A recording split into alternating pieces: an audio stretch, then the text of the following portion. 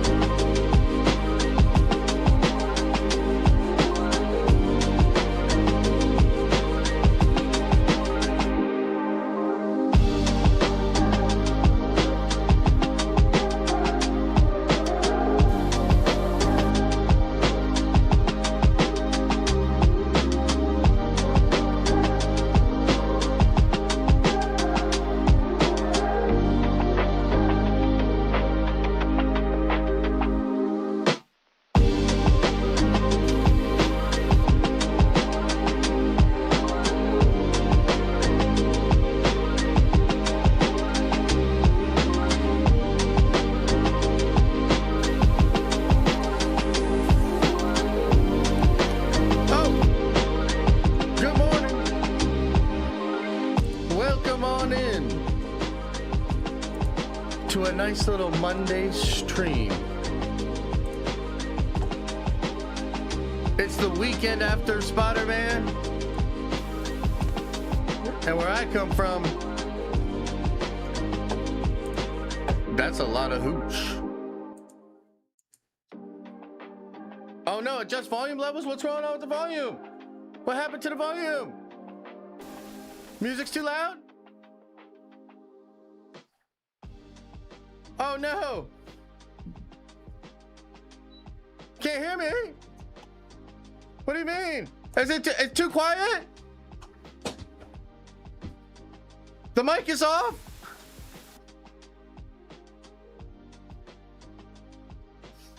Oh no! I guess we'll just have to call it a day. I guess we'll just have to stream tomorrow. No, I'm just kidding. What's up? Hello, everybody. Welcome. W stream. All good. Yeah. Hey, by the way, something happened that I didn't realize how big of a deal this was. Oh, wait, do we have extra music on? No, we're good. I didn't actually realize this. It's pretty crazy, actually, but Asmongold, the Roach King. Have you guys ever heard of this guy? Asmon's of the Gold. You heard of this guy? Do you know what he's up to? Do you know what he's doing, chat? Anybody? Bueller?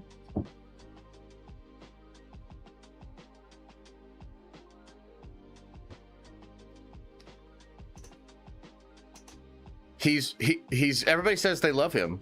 That's crazy. I didn't know. I thought he was kind of a controversial figure, but it seems like everybody in my chat really loves him. That's cool. Yeah, that's good. Well, he got into Warhammer, so now I love him. Yeah, that's right. That's right. Dude sucks. Oh my God. Really? We're going to start this already? We're going to start complaining about it? Hey, listen, I need to know. If you think Asmongold sucks, if you don't like Asmongold, throw a 1 into the chat. I want to know. How many of them are there?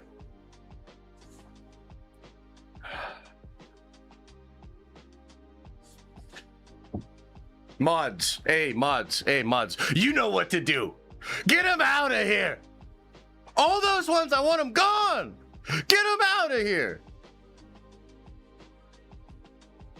Yeah, look, I don't really watch Asmongold either, but he's getting into Warhammer, and his video about it has 2 million views. So now he's my favorite YouTuber.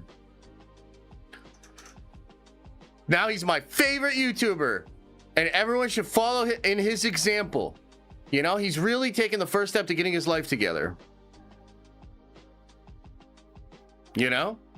Like there's a time in every man's life where we have to start to pick up the pieces, start to grow up, start to put things in their proper position, take responsibility for our lives.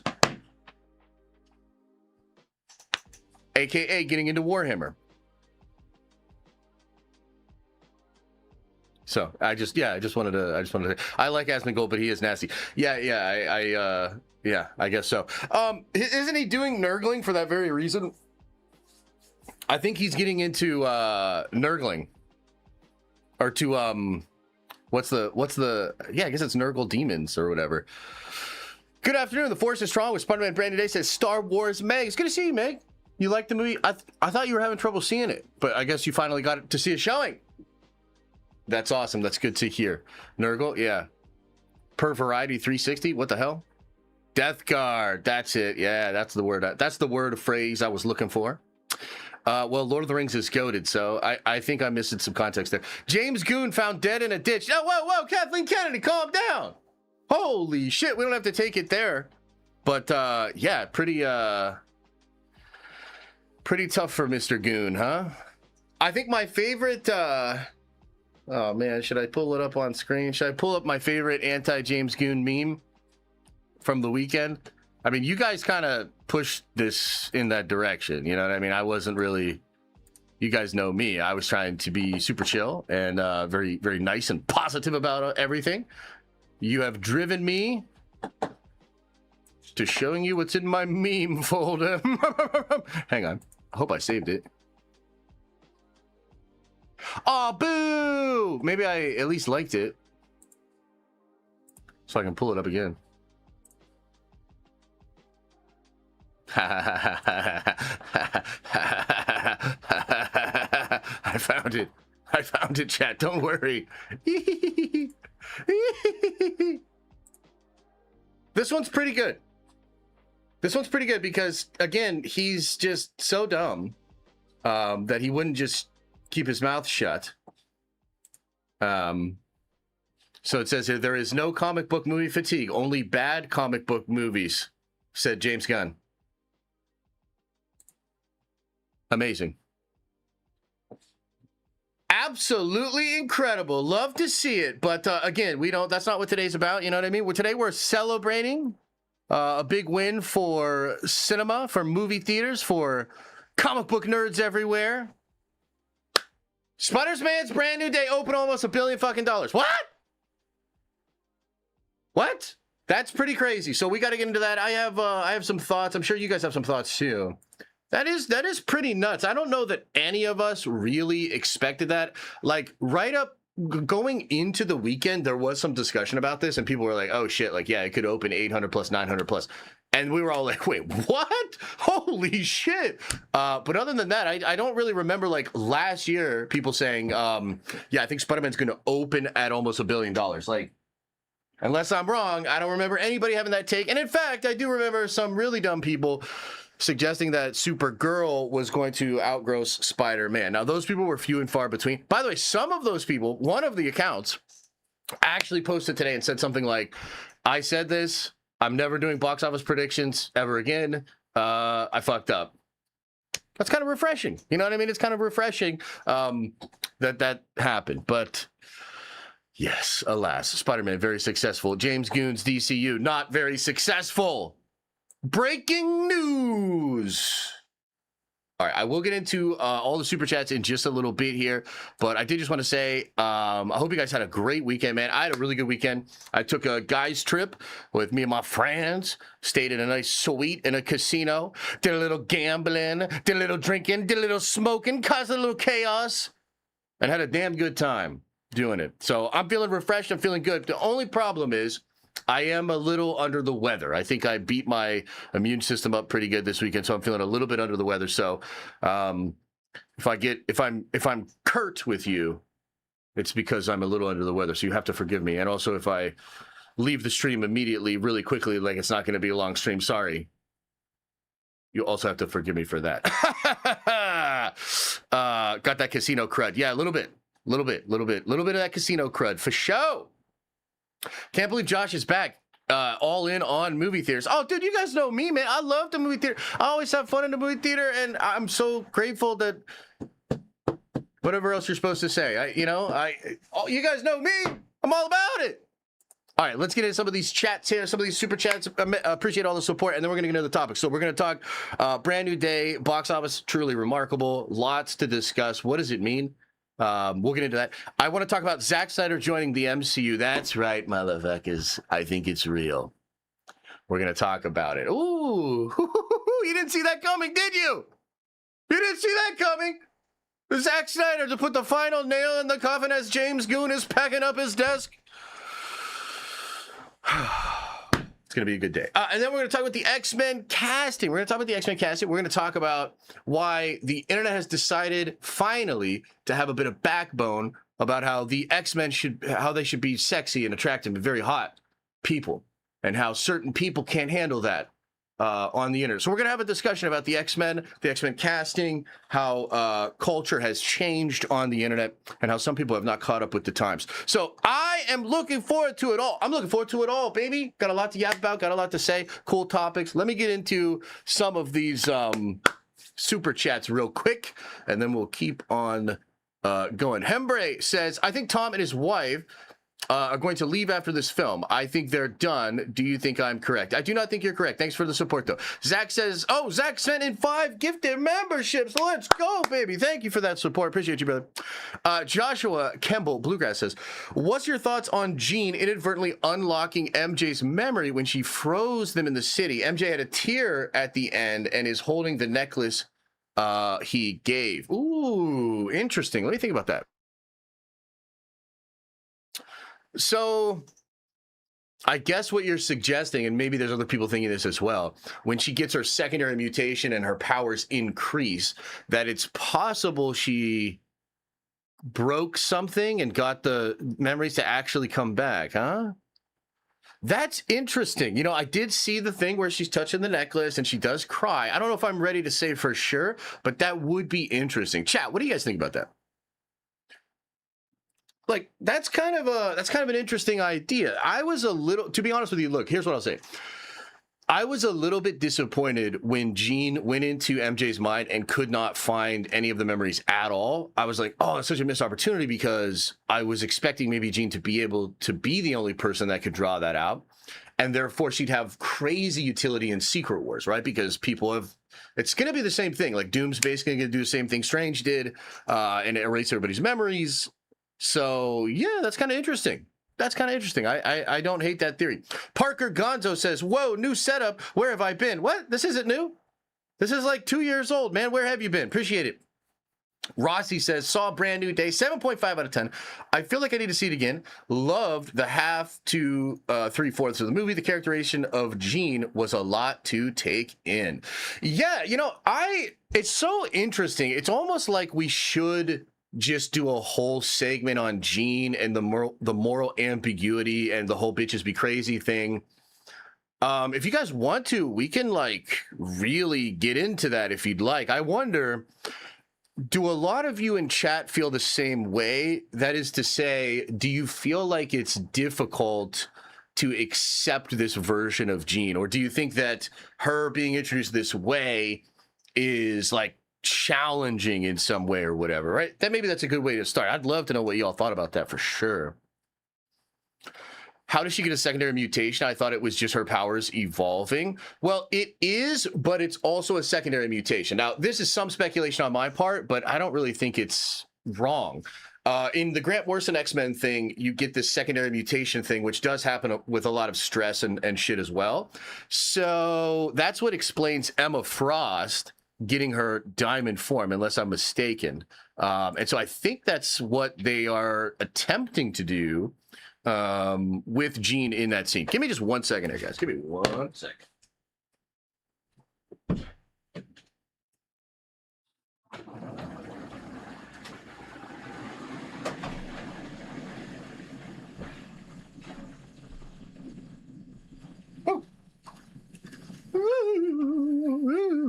I love Jean in this. I mean, Jean did kill a random dude. I think she will be like Wanda and accidentally do bad shit, which causes people to turn on mutants more. Well, look, you're 100% correct that she will enable the hate that the X-Men will receive. 1,000% she will. What was that? What happened? Did something happen? When Jean was in MJ's mind, she wasn't fully powered up. I believe with her being more powerful in the end, she has more control and abilities. Oh, okay. Yeah.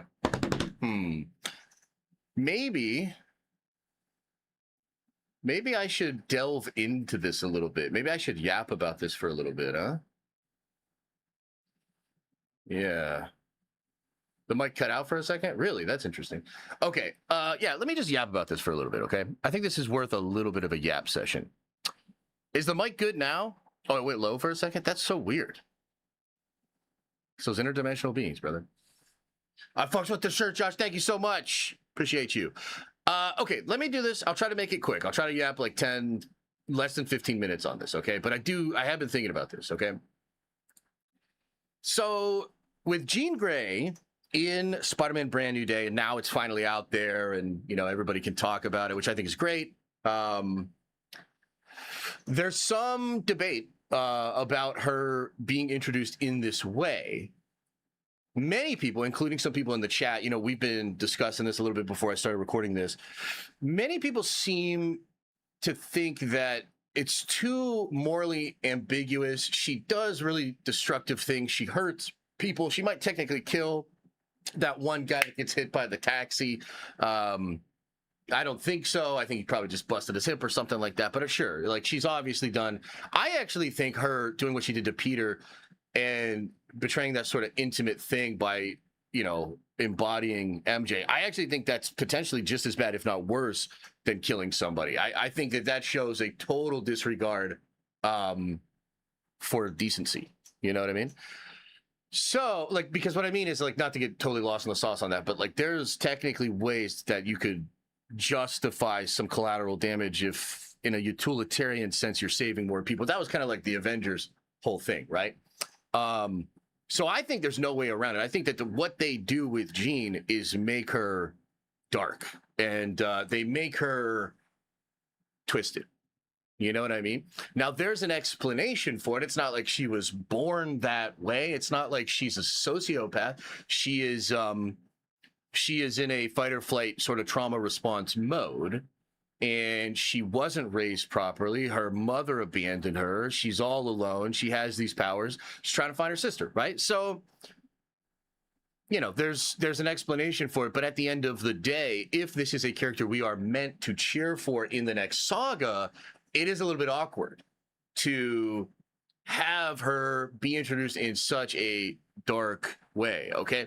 But here's the thing. I think people are forgetting a couple of important factors here. Number one, isn't the whole flavor of the original Infinity Saga sort of pushed forward by the dark side of all of those characters? So whether it's Natasha or it's Clint or it's Tony himself creating Ultron, or it's Steve, you know, potentially protecting people he shouldn't, and allowing, you know, crazy Sokovia Accord things to go on, allowing the Avengers to be disassembled so that Thanos would then be able to take them out.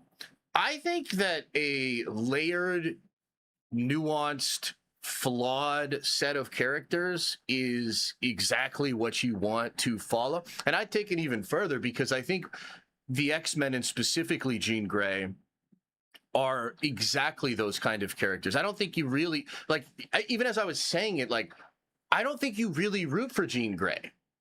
In fact, I can't really remember many stories in comics where my experience reading a book with Jean has me, like, rooting for her. I'm almost more interested in when the other shoe will drop, or I'm more protective or thinking about the other characters in the scene. I think Jean works best when she is sort of a ticking time bomb, when she is sort of the Hulk of the X-Men. And I would also tell you, too, that the X-Men themselves cross so many lines, bro. Like, I've seen some X-Men fans that are responding to how Marvel Cinematic Universe fans are feeling about Jean, and they're like, oh, bro, they're not ready for what Cyclops is eventually going to do. They're not ready for what will become of even Charles, you know? The X-Men actually do, like, I think that's one of the fun things about them is, just like in the Marvel Cinematic Universe Civil War, you can actually see and root for both sides. You can see the logic of both sides. And really, the X-Men cross the fucking line all the time. And I think that's meant to give you some sympathy and also make you feel a little bit weird about fully supporting them, right? Because they legitimately do pose an incredible danger. They do cross the line a lot. And so this is one of those situations where I think Marvel is actually doing 1000% completely the right thing for the universe and not thinking about optics. Because really, this whole weirdo conversation about optics and what it means in the real world when I'm at a therapist later or whatever, it's like, it's all fucking bullshit. Like, that doesn't matter. The story has to be interesting. The characters have to be interesting. We don't watch Game of Thrones and then we're like, oh, but dude, this character did this. And it's like, oh, that's supposed to be the hero. No, Game of Thrones is awesome because every single one of these characters could potentially do the most wicked thing you've ever seen on screen or have that perpetrated upon them by somebody else we trusted. So I think this whole conversation around Jean, I don't even mind it, because I think even having this conversation and debating it and being like, oh, well, yeah, she did murder this person, or like, Peter technically created the inhibitor chip, which is a super big deal. That's going to be like, dude, legitimately, just in a utilitarian sense, Peter Parker might be responsible for more overall damage and overall violation of rights and overall like dehumanizing totalitarian control. Peter might literally net more than Jean just from doing that. And again, it's like, okay, but is this even are we having a fucking debate class about the morality of these comic book characters? Sure, you can. I don't necessarily mind it, but that's not the job of the story. That's a secondary thing. That's something that we can do. And if you want to, do the postmodern deconstruct thing or whatever, that's totally fine. There's a place for that in these stories as well. But it's like I said this before, but I really, really think that this is a great example.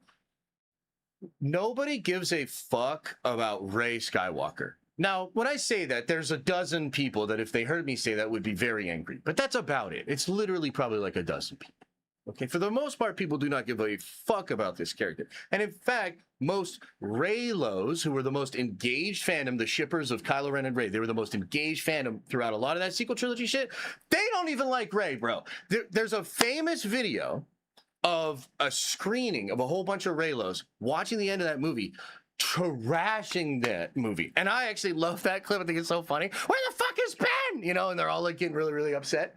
It's because they don't give a fuck about Rey. They only cared about Ben, and the decision at the end of that movie to kill Ben and allow Rey to go for optics' sake made even the most engaged fans that were mostly female want to spit fire and venom. And the reason why is because they treated Daisy Ridley's character with kid gloves. They did not allow her to be fallible. They did not allow her to have hard lessons. They didn't allow her to lose a fucking hand like every protagonist of every Star Wars trilogy that had come before. She was treated with absolute kid gloves to the point that she's not interesting in any fucking way. The greatest sin was just how apathetic everyone became to the character, right? So it goes far beyond the Mary Sue of it all. The Mary Sue is just the beginning. Then they carry it through in such a vanilla way. I mean, she's literally like God hand lifting the fucking rocks at the end of The Last Jedi. She's bringing people back to life. Bro, nobody cares. So the exact opposite thing is being done here with Jean. She's messy. She's powerful, and she's already used her power in ways that violate what we consider to be human decency. She has a dark side. She's understandable, and yet you should be afraid of her. So for me, I absolutely love, and I seriously want to applaud, like all jokes aside, like I get really snarky. Half of the shit I say is just trying to get a rise out of people. You know what I mean? So like, if you're offended, I gotcha. But also, all jokes aside, I'm actually serious. I think this is how I feel about Jean, and I'm excited because we'll literally watch the Mutant Saga and we'll be thinking back and we'll be like, oh man, like, is she gonna do this? Or is like, you know, what's she like? Because we don't even have Dark Phoenix, dude. Like, we don't even have Dark Phoenix. Can you imagine when we get Dark Phoenix? What's she gonna do when she gets the Dark Phoenix starts whispering in her ear, right? So anyways, with that all being said, I'll see what you guys have to say about that for a little bit, and then we'll get into the regular topics. But I felt like that needed to be addressed. One of the 12? No, I don't. I wouldn't say that I like Rey. No, her outfit wasn't bad though, and I made that shit look good, to be honest with you. Jean needed to do was show some more remorse for being blinded by her anger, or at least apologize for throwing Peter off a roof. Like, come on. Yeah, but like, no, she fucking doesn't, dude. Look, not to go all feminist Zodiac reading Crystal Lady on you, but I support women's rights and women's wrongs, dude. I fucking love it. I love it. So no, she did not. Speaking of outfit, nice Warhammer shirt, Josh. Jesus Christ.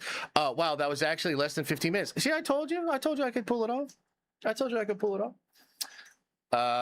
They really undercut the nuance that she's a mutant, and that's different from how Hulk and Spidey got their powers, and it matters as to how people perceive them. I think that's fair, but it's not as though that can't be further explored. All it's going to take, and I think that they do kind of set this up with Damage Control and Metzger, you know, getting all those calculations. They say evolved at the end when her powers are changing. But I think what they'll do is they'll basically say to the government and maybe to the people of the United States, this is a mutant. She did this. That event that happened in New York, that was a mutant. In fact, it was a mutant named Jean Grey, or, you know, I don't know how they're going to do it, but all they have to do is link this event and everything she did to the mutants. And there it is. Kyberson says, watch Josh for the past 7 years. If you gave me $1 for every time this guy showed up late, I'd have $500. Nerd Avengers for life, Ranch Avengers for life. Look, this one was a little different. I mean, I know it doesn't fucking matter to y'all, but the cord to my camera, I didn't have it. I left it in the car, so my wife had to come back home so I could set this up. We made pretty good time, considering, you know? But, yeah. Can't say mutant in a Sony movie is why. Really? You think so? That's kind of interesting. I didn't really consider that. You guys have some mutant/Jean bias? Yeah, but like, I'm down with that. Like, if I'm being honest with you, I'd rather be having these conversations about like, yo, is Jean too violent? Is Jean too dark? Than like, oh, I think that She-Hulk shouldn't actually be sexy or whatever. You know what I mean? Like, these are better conversations than all this like optics, like soft serve bullshit that we've been talking about for 3-4 years. Like, and I'm actually dead ass. I really think that Marvel and, you know, any other franchise that doesn't want to be become total horseshit, I really think you've got to ignore that crap. You got to ignore a lot of that crap and a lot of the conversations that are out there, because although it might get a lot of attention on social media, it's not real. It's not even really how a lot of those people even feel. It's just convenient to go along with it. And at the end of the day, it's like this expression, the conductor turns their back on the crowd to conduct the symphony. Like, there is a level of, while I do make this for you, I need to cook individually, and then you just receive it. And interestingly enough, there was some comments that came out last week while this thing was popping off, where I think it was Tom, might have been Destin, said something like they hated the first cut of this movie, and then they had to change it because, and the exact language used, and now that I think about it, I think it was Tom, he said, while we knew the cut would have been satisfying and it would have been everything that a lot of fans wanted, as artists, we were not satisfied with it, so we had to change it. And I really think, like, you want to strike a balance because it's commercial art, but to make really great art, that has to be the way that you go. and interesting and engaging above all else. Optics should be way down on the totem pole. Because again, optics just get you clout in certain circles on social media. It doesn't put butts in the seats. We've seen it. It doesn't really affect box office one way or the other. I think interest and engagement is really king. So, yeah. Rock and Roll says, yo, Josh was talking to a guy about a theory he saw on IG. It was about Steve Rogers we see in the Doomsday trailer actually being Loki. Thoughts? Well, I don't hate it, especially because we've seen Loki actually be Cap before in Thor: The Dark World, which was a really fun little cameo. But highly doubt it, brother. Highly, highly doubt it. If that is true, though, then that's another thing that Marvel has kept very hidden from the leaks and the rumors, because we haven't heard anything about that. So, all right, let's end that segment there. Nice little segment on Jean Grey, moral ambiguity, bitches be crazy, blah blah blah blah blah blah blah blah blah blah blah blah blah blah blah. Okay, so let's talk about this new Warhammer show. Should we talk the Warhammer show? Are you guys down? No, I'm just kidding. Come back. Come back. Don't everybody leave. Fucking come back. I'm just kidding. But also, let's see how much money's the Brand New Days made, huh? I think it made some hooch. My God. My God. What? The actuals climbed? Oh, wow. This is amazing, actually. This is good. We timed this perfectly, certainly on purpose. Wait, do I have to catch up on chats still? Yeah, I should probably catch up on chats. Okay, let's see here. Hang on. Let me catch up on a couple of these real quick, yeah, and then we'll get into the segment. Oh, shit. Why is this being so weird? Why does electronic stuff always get fucked up around me? I picked a terrible career because of that. Eric says, Josh, Brand New Day was awesome. Our theater was sold out at 9:30 a.m. That was nuts when we were leaving. Do you think it's hitting 2 billion? Let's get a poll. I definitely think it's hitting 2 billion. I mean, it would almost be weird if it didn't at this point. Like, don't you guys agree? Chat, you think this shit's hitting 1 billion? Are we hitting a Billy? Or two Billy? I think we're hitting 2 Billy, huh? Maybe you randomly take cords and put them into your car. I didn't randomly do it. I did it intentionally because it was a USB to USB-C, and I needed that for my charger. Carl says nope. Oh, my God, Carl. I'm going back at least 2 more times. How many times have you seen it already? Easy. 2 bill. Easy. No doubt. Maybe 2. What if it dropped like 90%? That'd be nuts. No, it's not going to happen. Yeah, no, I think it coasts to 2 billion. I think it coasts to 2 billion. Look, they're doing IMAX in a couple of days here. I guess for the second weekend they will get IMAX or something. IMAX was like, "We're sorry, Marvel. We saw all that money you made without us. Can we get in on that? We don't even like Tim AC. You know, we're big fans of the ballet. Fuck Dune and all that." It's just allegedly. Sadie stink. What the hell? We will not. The besmirchment of Sadie Sink will not stand. Okay? Terrible nickname, even though it's kind of catchy. No. The answer is no. I think she probably smells nice. How about that? Not to get weird about it, but maybe like some vanilla kind of something like that. Do you think this just helps Doomsday do better? I do think so, and I think that's a good point, man. I think others are maybe seeing this as well. That's a great question, Chad. Do you think so? Do you think that Spider-Man's success will help Doomsday? Yes or no? Oh my God, Chad! I just saw another nickname that's way better, but also inappropriate, so I'm not going to read it. Tiberius Monk says, "Congrats on the great weekend, Josh. Saw Brand New Day twice. Loved it. Favorite Spidey film. Would love to see Spidey team with the F4, especially the X-Men." Oh, dude, thank you very much. I'm glad you had a great weekend.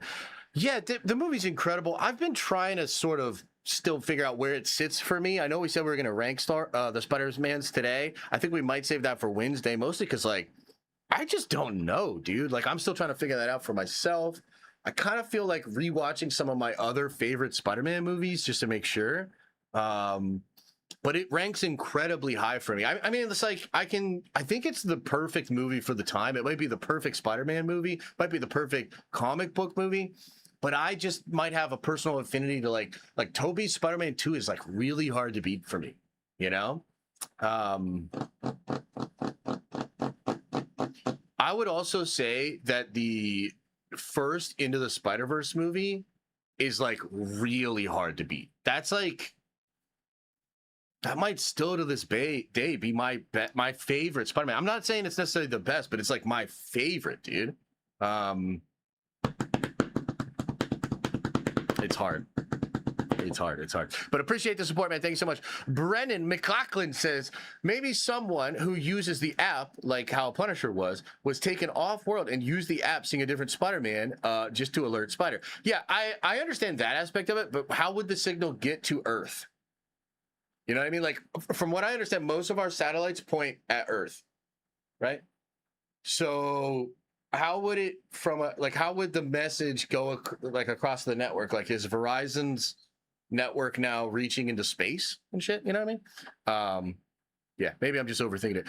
Kevin says, when Jean was in MJ's mind, she wasn't fully powered up. Okay, we did read that. I think you're correct on that. I guess that's something I hadn't really considered a lot.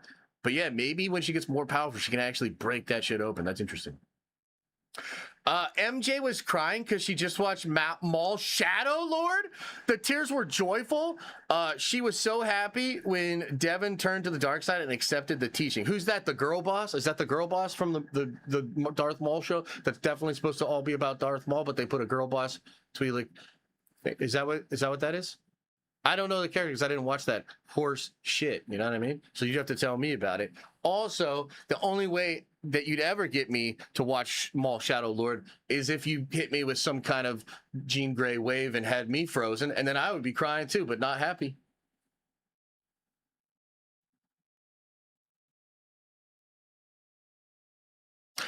James says, 58 months. My biggest issue with Brand New Day is that Peter's story gets wrapped up in the second act and that Jean doesn't have her own history, so it doesn't feel like her. Yeah, that's fair, man. As I was watching the movie, I could definitely understand people thinking that exact same thing. And I think when we watched Jeremy John's review, probably on either Wednesday or Tuesday, I think I said the same thing. Where I was like, because he said something about how like the third act just goes in a completely different thing, but he can't talk about it because of spoilers. And I was like, yeah, that's probably all the Jean Grey stuff.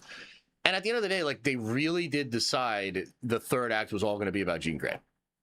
And you either are with it or you're not. Totally get it. I really liked it. I thought it was really cool. And I thought Sadie killed it, man. I thought she was great. So, but yeah, different strokes, different folks. Totally get it. Field maintenance with Phil with a $10 holla. Very generous, brother. Thank you. Says, I think it would have been better if Jean went to some kind of prison and the post-credit scene is a wheelchair rolling up to her cell. Maybe that takes away from it being a Spider-Man movie, Nerd Vengers for life. I expected maybe a little bit more Charles or something. I think that scene with her on the bus, like if you watch the breakdown, I put a really good video out on the main Den of Nerds channel this morning. It was a little bit late because I was out of town, but it's the ending explained video. And I go over this in that video, but basically when I think she's on the bus and you see all those trees, it seems like that's upstate New York, you know, Westchester County. That's probably her going to the school. But I mean, yeah, to be fair, there's a lot more they could have done, but yeah, appreciate you. Super Nate says, I loved Jean in this movie. Without trauma dumping, she was surprisingly relatable to me, and I felt for her at the end and think she's redeemable. Yeah, totally get it, man. I think that's, I bet a lot of people had a similar feeling towards her. And again, even the people that didn't, you're still talking about it. Do you know what I mean? Like, you're still engaged. You're still like, and that might carry into the next saga. And look, you might just be one of those people that's like, yo, fuck these muties. You know what I mean? And that's okay too, because that's actually fun for me. Like, I like having that sort of attitude in the fandom, you know? And I guess we'll see. I guess we'll see where it goes from here. Mr. Kitty 5000, thank you for a gifted membership. Appreciate it. And Kyber says, watch Josh for the past 7. Oh, yeah. So I'm late sometimes, okay? Jeez. OMGC with a 10 spot, appreciate you. Says, is it confirmed if Storm is in Black Panther 3? Because I think it would be interesting to show a bunch of the X-Men as they are in the MCU when they didn't have Charles and have the contrast in the X-Men film. Yeah, I don't know, man. I really don't know. You know, to be honest with you, it seems like there might be a time jump after Secret Wars, right? Because, you know, T'Challa, the young T'Challa the second or whatever, he's going to be aged up. That's likely an actual time jump in the MCU. So maybe that will help to explain it, and maybe Charles will be around. You know, I don't know, but appreciate the 10. Kendall says, is Spidey bigger than the MCU? I see a world where Doomsday doesn't reach this number on opening weekend, but Brand New Day doesn't get here without the MCU. I don't blame you for thinking that now. I promise you, you will feel differently in December. I promise you. No. The answer is no. Spider-Man is not bigger than the MCU.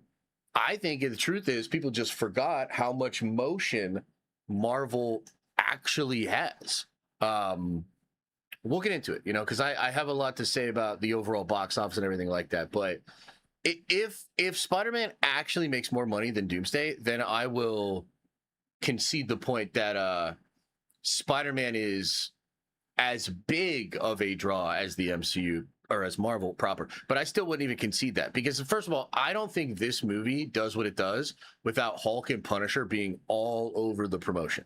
That's just my opinion, and you know, maybe I'm wrong, but at the end of the day, I really think the base level pitch of Spider-Man, Punisher, and Hulk is such a fucking fire ass value proposition to the vast majority of audience members that really, really fucks with these movies. And like, one of the things that you can't, like, here's something else that's really interesting.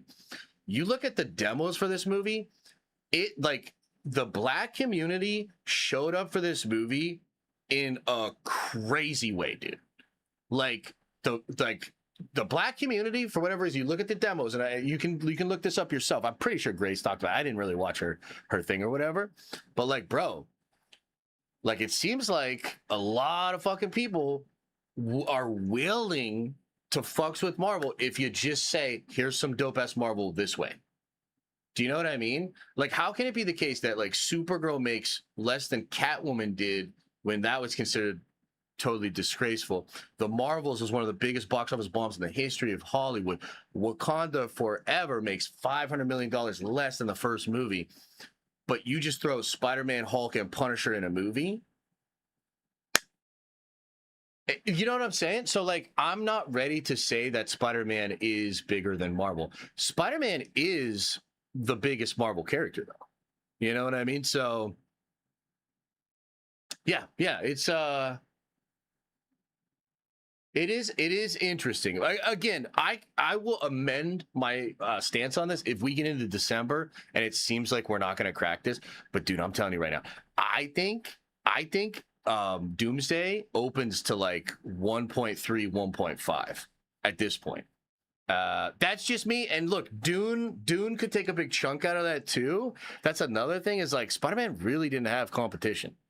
Supergirl, no, I guess Odyssey in its third week, and it does still hold on to a lot of screens, and it only dropped like 40% too. So I guess it did have that.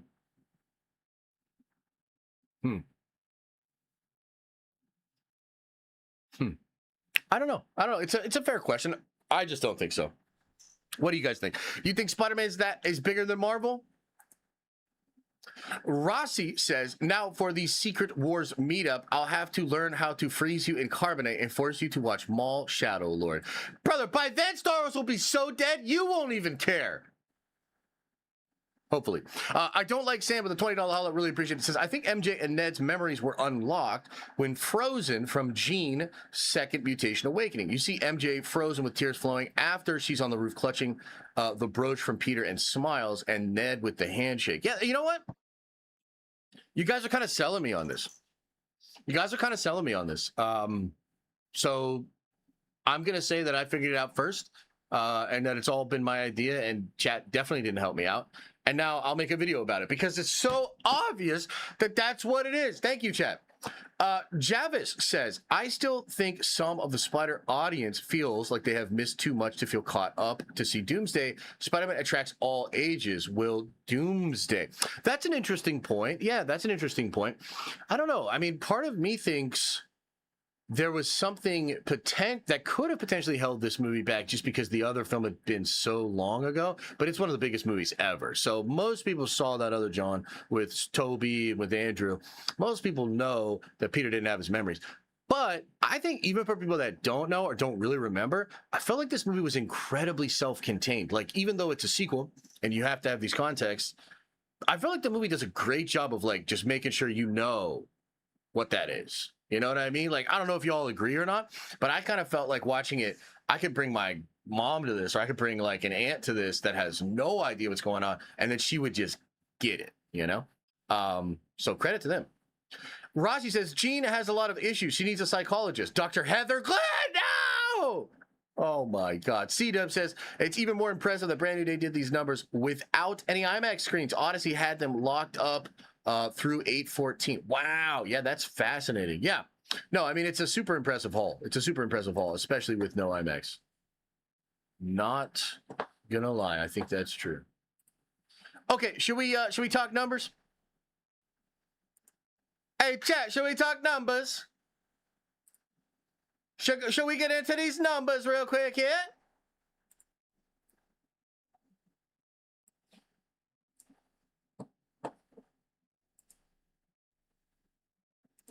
Should we get into these numbers? Okay.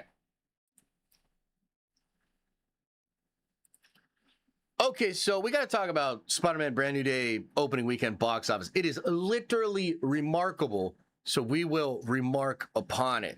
And in fact, breaking news, it's even crazier than we thought. So this is coming out from Variety.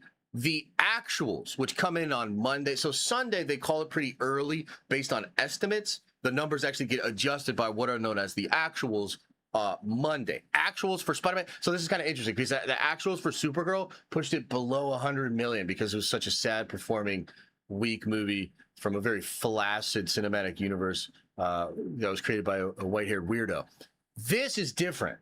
This is the actuals going up. And in fact, it creates a record-breaking thing, unless I'm mistaken. Spider-Man Brand New Day climbed to 360 million, its domestic debut, surpassing all-time opening weekend record of 2019's Avengers Endgame with 357. The final tally for Brand New Day landed above Sunday's estimate of 355, which ranked as the second largest debut of all time. So I just want you to really understand what just happened. They recounted, or they got the actuals, and it is officially the biggest domestic opening weekend of all time. It has beaten Avengers Endgame, which is insane. I mean, you know, I kind of explained this a little bit earlier, but really, we did not see this coming. I mean, I certainly did not see this coming. In fact, it wasn't until about a week before release that I started to see how big the actual numbers were. For whatever reason, I guess maybe just because we didn't really think it was going to do badly, we weren't as, paying as much attention to what we were for some of these other films. With the other movies last year, we were checking those box office predictions pretty diligently. With Spider-Man, it's about a week out. We looked at it and we're like, $800+ million? What the fuck? That has to be a mistake. But I do remember last week, I think Wednesday, telling you guys that I thought it could go even higher because it was actually difficult to find screenings for the weekend, even in smaller markets. Certain markets, it was completely sold out. And even in smaller markets, the movie was almost sold out, so much so that you couldn't get really good seats in a lot of showings. Crazy. Saw pictures of people watching it at 6 a.m. Or people in chat were telling me they saw it at 9:30 in the morning with a full theater. So that is absolutely insane motion, the likes of which we have frankly never seen before. The closest was, of course, Avengers Endgame, which had, the entire fucking Marvel Cinematic Universe lead up to it. So I think the biggest question here, guys, and I think it's a conversation worth having, is why? Why this movie? Why so much money? what the actual hell? One last thing I did want to show you here too. The global weekend box office. Just look at this. Just look at this. So the Odyssey makes 136, which is frankly incredible too. You know, hats off to Nolan, and I think that they crushed it with that. But it's standing at less global after 3 weeks than Spider-Man is in one weekend. That's fucking crazy, dude. Toy Story 5, which cracked into the $1 billion club. I mean, it's been out for what, 5 weeks, 6 weeks? And Spider-Man Brand New Day almost caught it in a single weekend, dude. I mean, these numbers are ridiculous, right? Again, ridiculous. So let's talk about why. Well, number one, I think it's the character, as we've talked about in chat. Spider-Man, probably the most popular comic book character of all time. But I would argue the second most popular character is Batman, and we ain't ever seen a fucking Batman movie open at a damn near $1 billion in a single weekend. We've never even seen a movie with Batman in it, like Batman v Superman and shit like that. We've never seen this before, right? So look, is it the character? Obviously, yes, but you're literally talking about a character that is basically neck and neck with Batman. I think other characters like Iron Man are, you know, probably up there as well. And you can see how Iron Man 3 makes $1 billion, even though it's not even that fucking good, right? Because people just loved Iron Man at the time. So the character matters, but the character cannot be the full story. You understand? It just can't be. It doesn't make sense that it would just be Spider-Man. If so, what about all the other Spider-Mans that didn't open to $1 billion fucking opening weekend? What about no Batman movie ever opening? You know what I mean? It just, that's not the full story. But of course, Spider-Man is that popular. And the footnote there and the punchline there is Marvel, Sony will never give you this shit back. Ever. You will never get this license back. You know what I mean? So you're a victim of your own success in some ways, but maybe there's a way for Disney to get a little bigger of a chunk because look, Kevin did do them a big fucking solid. He gave them Punisher, he gave them Hulk, and he gave them Jean Grey. The first big X-Men character, and one of the most popular X-Men characters of all time, Dark Phoenix, Jean Grey. Oh my God. Like, Tom Rothman got handed a lot of great Marvel toys. A lot of great Marvel toys. I think that's an olive branch of sorts to perhaps get up to 50-50 split, or at least like a 60-40 or something like that. Because if you didn't know this, Marvel only gets 25% of this box office. Now, they only have to spend 25 of production. They produce the whole thing through Marvel Studios. So it's Kevin's show. Pascal Pictures is obviously involved as well. But they only get 25% of this. Now, what's funny about that, though, is that 25% will probably be more than what they made on every single Marvel movie last year combined. And again, even though I don't technically think it's all the character, I think there's like a very big, very obvious, very like, if you don't fucking hear this lesson, fuck you, sort of a lesson here, that where the culture is currently at is far more supportive of actually popular, fun characters. Please, no more of these little, like, dude, Wonder Man, I know that like a dozen of you cried out last Friday. The rest of us don't give a fuck either way, dude. I'm sorry. I'm sorry. So please, let's focus on the heavy hitters. But yes, obviously, the character, the popularity, and the popularity of these other characters, I think, is a big, big factor in this thing, okay? The other thing, though, and I wonder if you'll feel me on this or not. I really do. I really wonder if you will feel me on this point or not. I think the success of Spider-Man Brand New Day, especially in this opening weekend, serves to show you how shameful and how stupid Hollywood should feel. Because this proves that there are so many people waiting in the wings to actually be entertained. They are just so much more discerning It cannot be the case that we fucking flew in people from like Sirius B or whatever. Like, we're not bringing fucking aliens. We're not bringing other timelines in. These aren't new human beings that we grew to just go serve the box office of Spider-Man Brand New Day. No, what this shows is that you should be ashamed of yourselves, Hollywood, because there's so many people willing to give you a fair shot to go out into the theaters and sit there and be fucking entertained. They just don't believe you. They just don't authentically feel like that's what you're actually trying to do each and every time out. So to me, and again, you don't have to agree with this, maybe you don't, but I personally feel like this is a huge like egg on the face moment for Hollywood. They could take it as a win. They could celebrate this. But those people would have been, in my opinion, those same people, the same demos, the same crowd, the same people that went out to see this movie this weekend would have been willing to see many other movies in the past 5 years if they honestly felt like those movies would entertain them in the way that they felt like Spider-Man Brand New Day would entertain them. I truly believe that. So I think in some ways what this movie was and what it sold itself as is a huge part of the success of this thing. Don't we remember through every single trailer the discussions of folks from all sorts of different corners of the internet that have different sensibilities or agendas or whatever, and it seemed like for the first time in a very long time almost every one of those distinct niches or groups said the trailer looked pretty good, right? So I think that's like the second factor here, is that really a lot of people haven't gone to the movies in a while, or maybe they're not as active in the movies. They have good memories of going to the movies and they want to be entertained. Spider-Man Brand New Day presented itself as something that a lot of people bought in to. And I just really don't think that Hollywood has done a great job of serving up a product and marketing such product to said people that just want to be entertained. Okay, so that's how I feel about it. Also, this is the third one.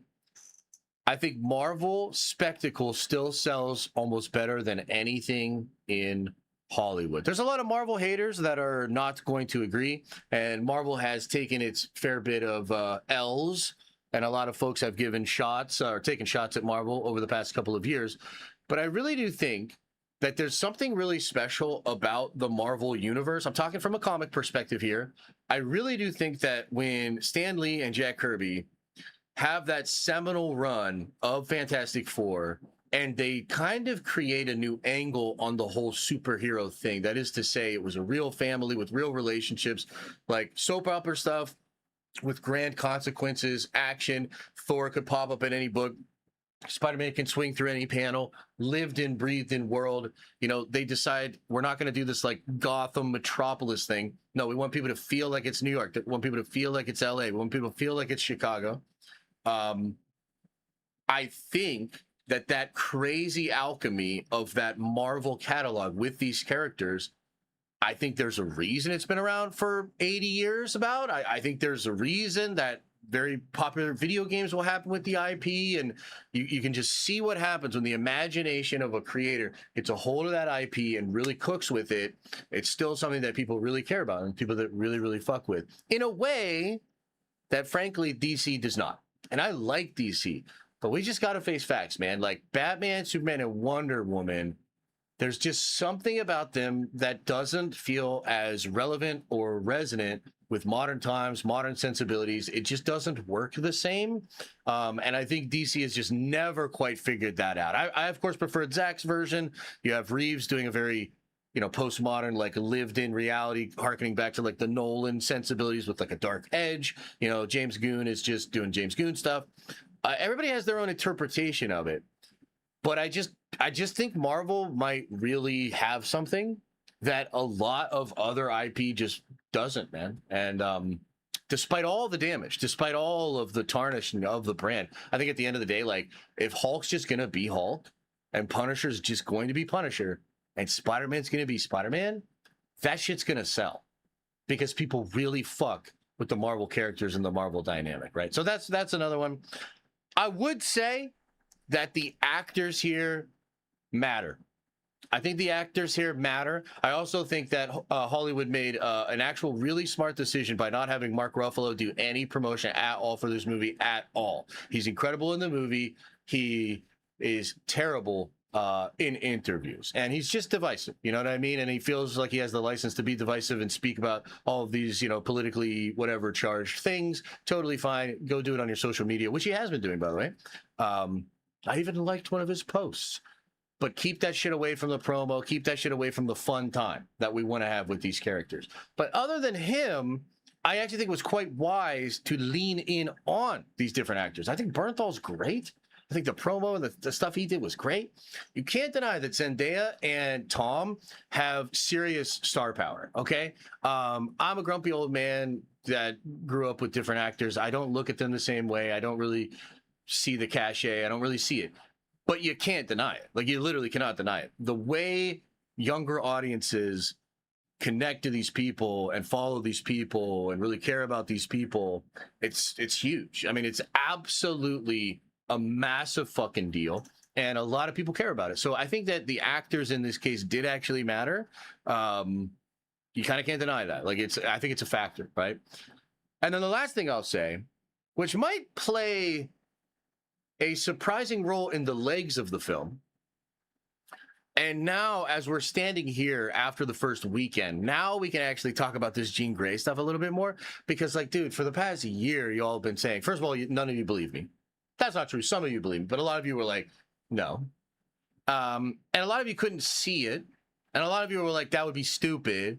Or a lot of you were like, if she's in there, why don't they just say it? Like, why would they hide it, right? Well, I think now, a little bit removed from it, maybe you can see what I was trying to say before. The reveal of Jean, which will probably start hitting promotion this week. You'll see some TV spots. You might see something with Jean Grey, you know, all that sort of stuff. That is kind of like a second shoe that will drop. It's an accelerant to the buzz, just like with Spider-Man No Way Home. They didn't promote Andrew or Toby at all, and then about a week into it, they start putting the scenes out with Toby and Andrew, and so people that were like on the fence or didn't believe it or maybe just not plugged in, they see that Toby and Andrew are back and they're like, holy shit, and that's like a huge draw. So Jean and the X-Men, I think, did actually affect the box office for this thing. I think that the confirmation of Jean probably started to actually leak out on Monday, and then as people were seeing it Wednesday night, they were probably getting it confirmed in their friend groups, and you saw more and more people be excited or interested to check out what that would be. I would expect that it continues to create serious legs for this movie and have it coast to $2 billion. And then the other thing that's really beautiful about this,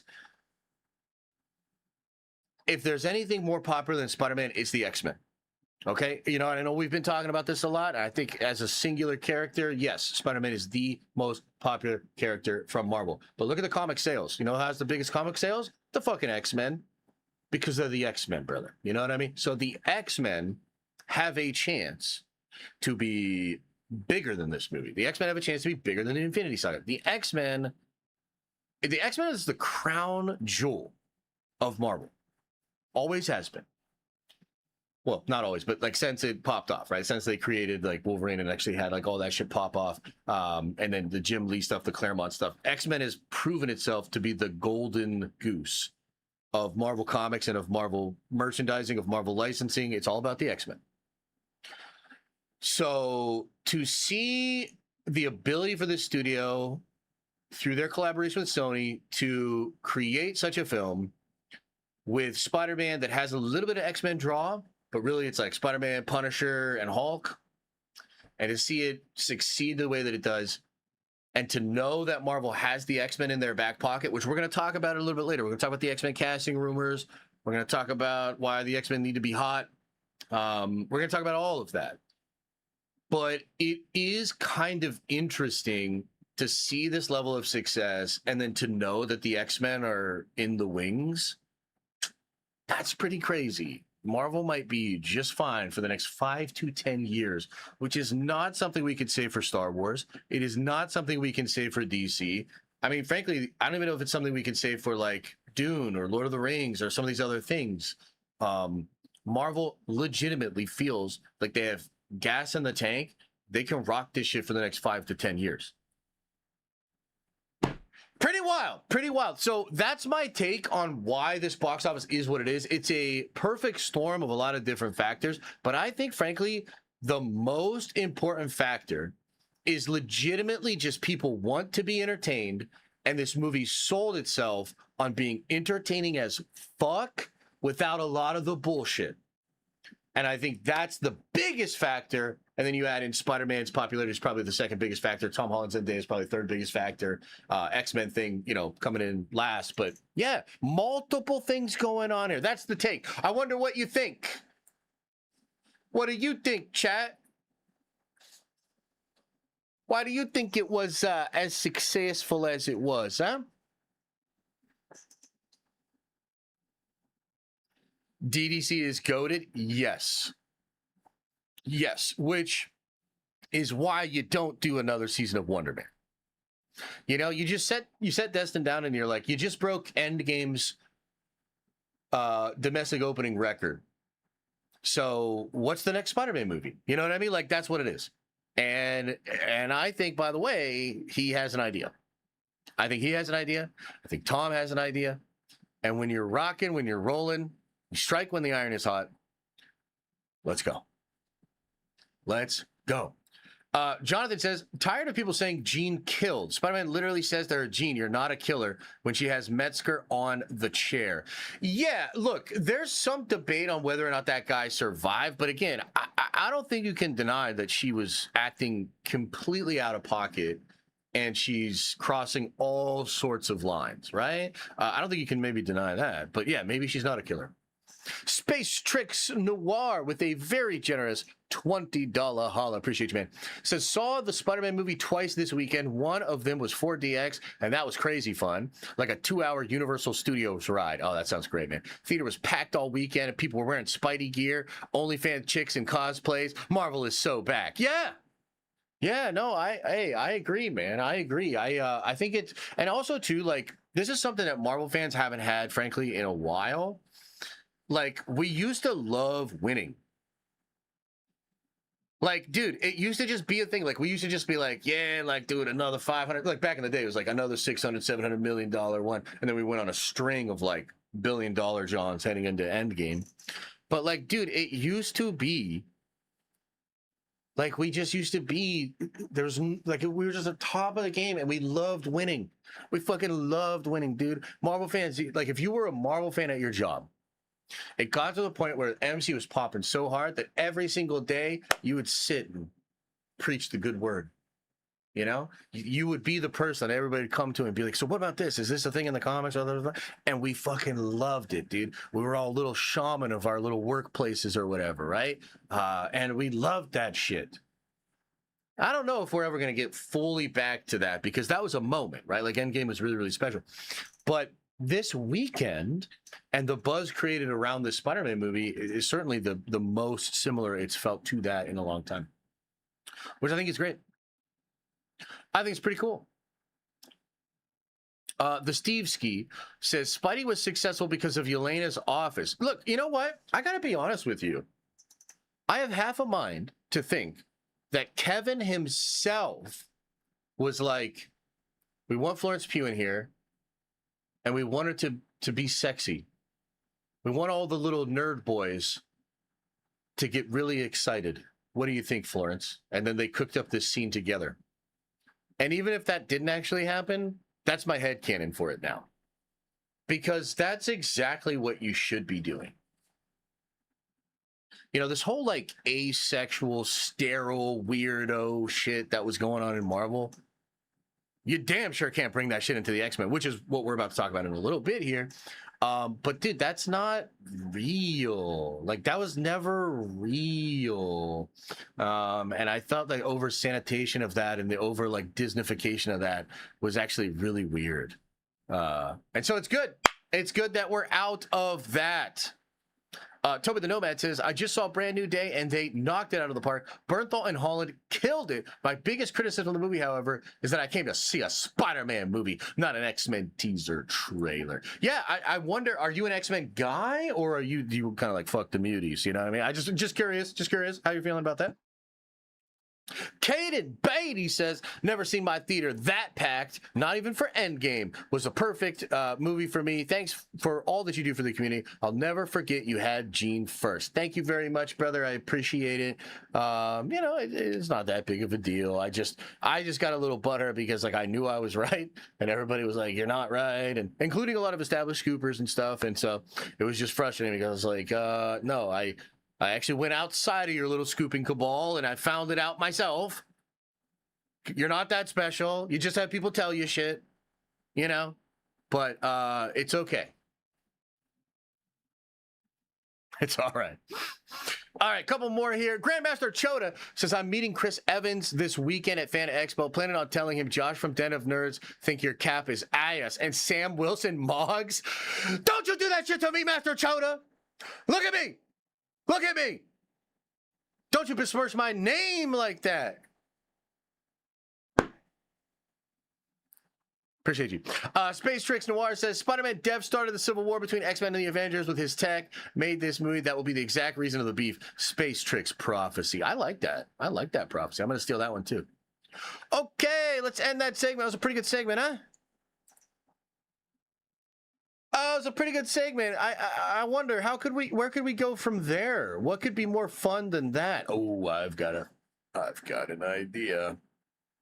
Missed my super families were out for Brand New Day. Indeed, sir. That's true. Let me see if I can find your super though. Yeah, no, families were definitely out for it.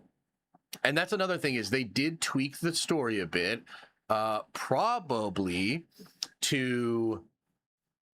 they tweaked the story probably just to make it a little more kid friendly. You know, and at the end of the day, that's probably the move. So they cut out the man spider thing. They cut out Peter probably dying or being more gruesomely wounded, let's say.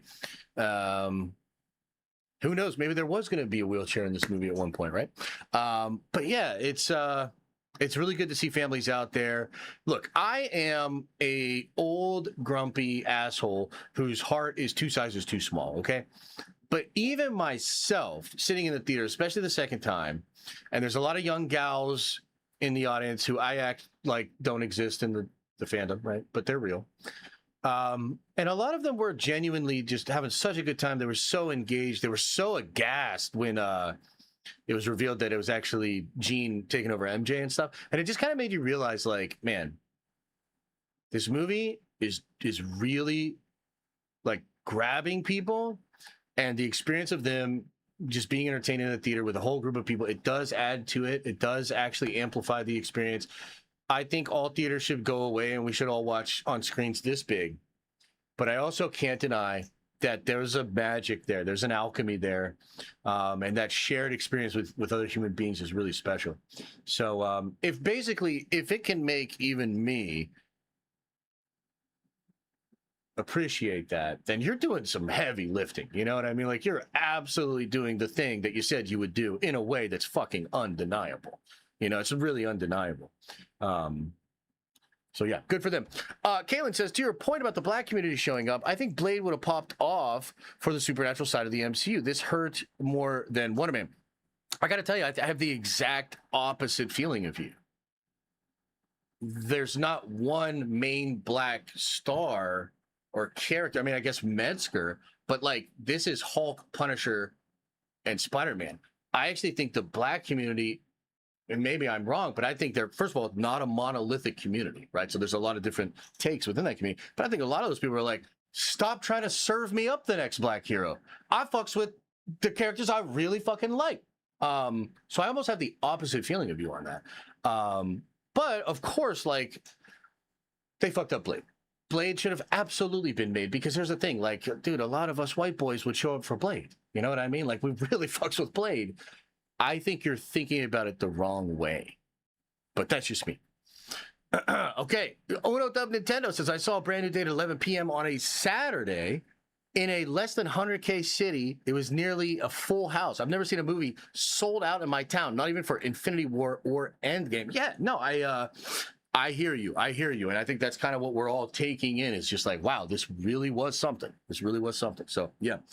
Brand New Day was bringing out bringing out families to the theater. I found your chat, man. Appreciate it. Thank you. I think Tom and Zendaya have a huge fandom themselves. And the fact that they are married, it brings in a lot of normies. No, you're absolutely right. Again, that's not my thing. I'm not really in the fucking celebrity whatever thing. I mean, frankly, I'm kind of on the other side of that where I'm sick of these motherfuckers. But you cannot deny. I mean, what do they have? Like 80 million followers between them on Instagram, and obviously that matters, dude. And like, yes, they're very, very popular. They do movies together. Their relationship is very parasocial. A ton of people follow it, for better or worse. So yes, it is obviously a big factor. Yeah, 100%. All right, let's keep going here. Corey says, inflation this, inflation that. Just appreciate the number for a second. The chat is full of bums. You can't appreciate anything ever. Well, luckily for me, I wasn't looking at chat when they were doing that. But yeah, I have seen that take, right? I have seen that take. A lot of people saying, you know, you got to factor in the inflation, which I think is fair. But dude, come on, we're talking about a movie that almost went to $1 billion. Like, yes, inflation matters. But inflation also mattered when Supergirl made less than Catwoman. You know what I mean? Like, just keep this in perspective, right? Like, like, oh my God, the world-shattering performance of Spider-Man Brand New Day is slightly less impressive. Well, then, so are all of the horseshit movies that didn't make that much. I mean, you know what I'm saying? So it's like, I get it. I'll try to be charitable, but yeah, it does seem a little silly. Cindy Moon, Silk showing up for the 3rd time in the MCU as a student, Banner's gene mutation class. What do you think they're cooking? Well, you know, I'm gonna be honest with you, I'm a little reluctant to even admit that that's Cindy Moon. I mean, I guess even if her name is Cindy Moon, because Cindy Moon, what made her cool in the comics was she's like prototype Superman from the New 52, or not the New 52, Flashpoint. Yeah, I've read DC Comics. I know about them. So she's a experiment. She's kept in an underground facility her whole life. She doesn't know shit about the world. That's the way I remember Cindy Moon. So do I want a Cindy Moon that has none of the cool shit that Cindy Moon had? I mean, I guess if they had her bit by the same spider that bit Peter, and they have that crazy sexual attraction, because that was like, I really thought that was fun. They could not keep their hands off of each other, and it was a pheromone thing. I thought that was awesome. So maybe they could do it, but like, that's not even Cindy Moon. You know what I mean? Cindy Moon's in the basement. Do you think Jean will sacrifice herself in Secret Wars to redeem her, but also have the chance to resurrect her with the Phoenix Force? Oh, nah, man, I don't think so. I hope she throws a couple people off some mountains in Secret Wars, you know what I mean? Missing a trick, not doing Toby and Andrew films. Yeah. I see what you're saying there. I see what you're saying there. How about a longer stream? I have an 8-hour drive. Nerd Adventures for life. No! I mean, sorry, no. I'm just a little under the weather. I'm a little tired, so I need to get out of here. I need to go take a nap, have a tea, maybe sip on some soup, you know, slurp some soup or whatever, but yeah. Let's see here. Toby says, I love the minutes, but to be honest, this movie didn't do them any service. Traumatizing Peter and nearly offing MJ had me rooting for the Punisher to off her. But what's bad about that? Like, what's bad about that? You know what I mean? Like, is there anything wrong with coming out of a movie and being able to tell your friend group that Frank Castle was right? And in fact, I would pray for days like that, you know? So I get it, but again, I think we're confusing dissatisfaction with disinterested. I think we're all pretty interested, you know? And I just want to take a moment to say, like, that's great. But yeah, I get it. I get it. I do get it. All right.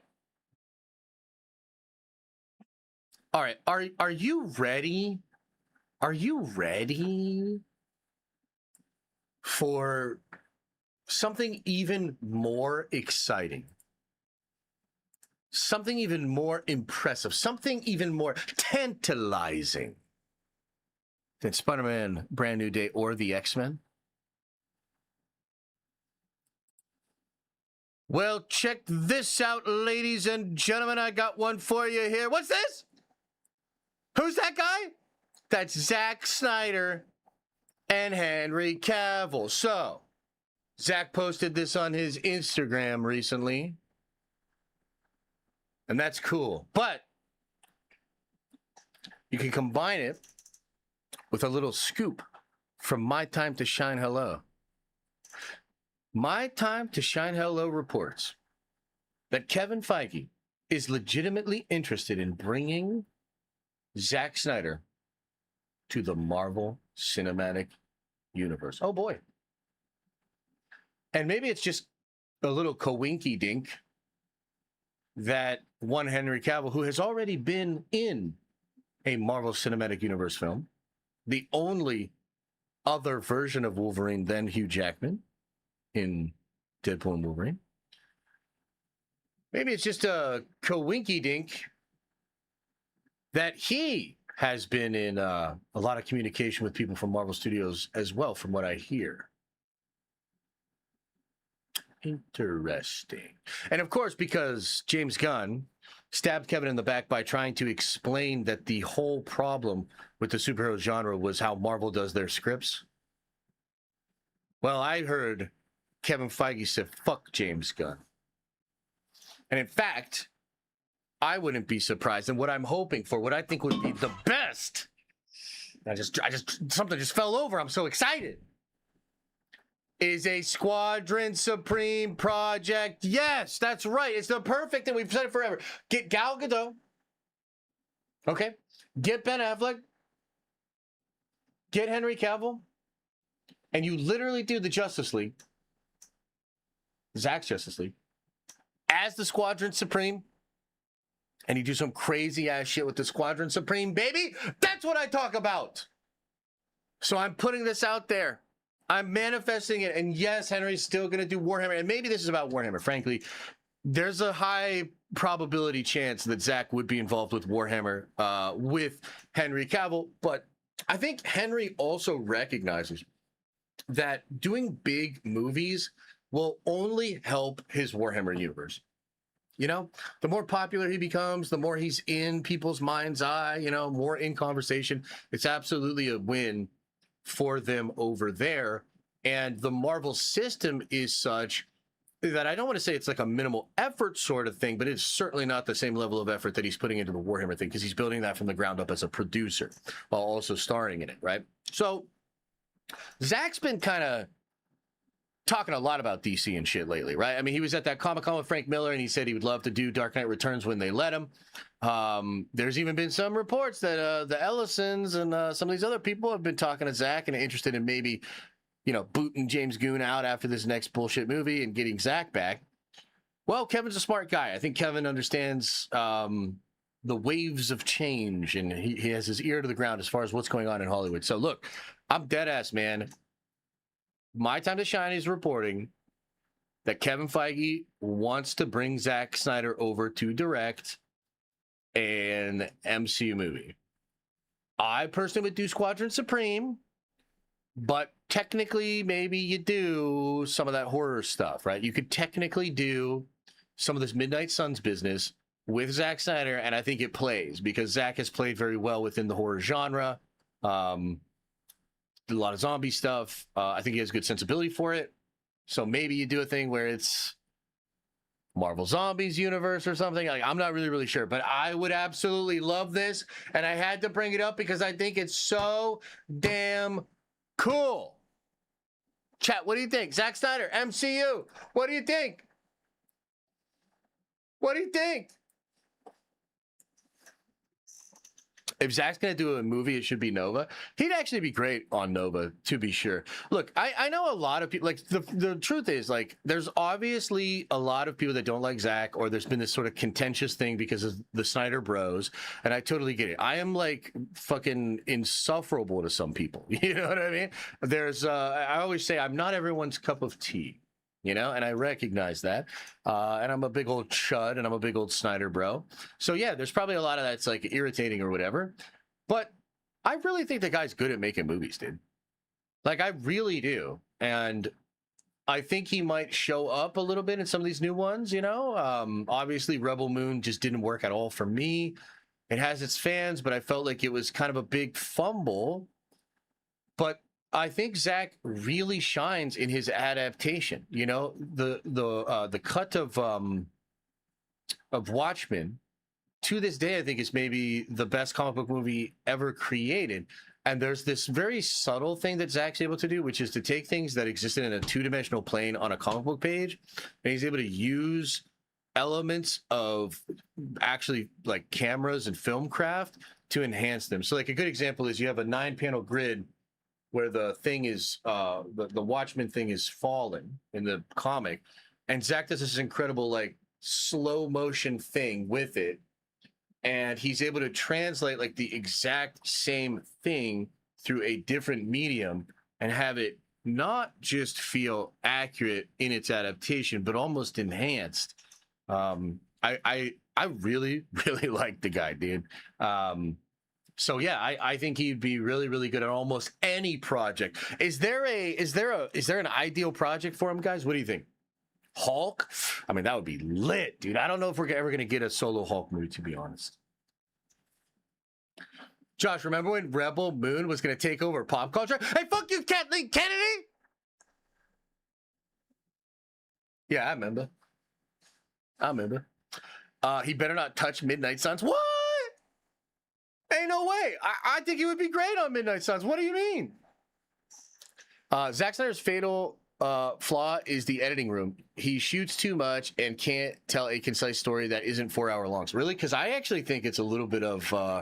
I think the real problem with Rebel Moon is it was too ambitious, and he didn't bring us in, and instead we're just supposed to like marvel at the magnificence and epicness of this world. But I didn't have an on-ramp. I didn't have an on-ramp to any bit of the lore. I didn't have an on-ramp to the characters. None of it felt like I was like experiencing it. It was like, it almost felt like if Zach was there beside me, he'd be able to explain things in the movie that would make me appreciate it more.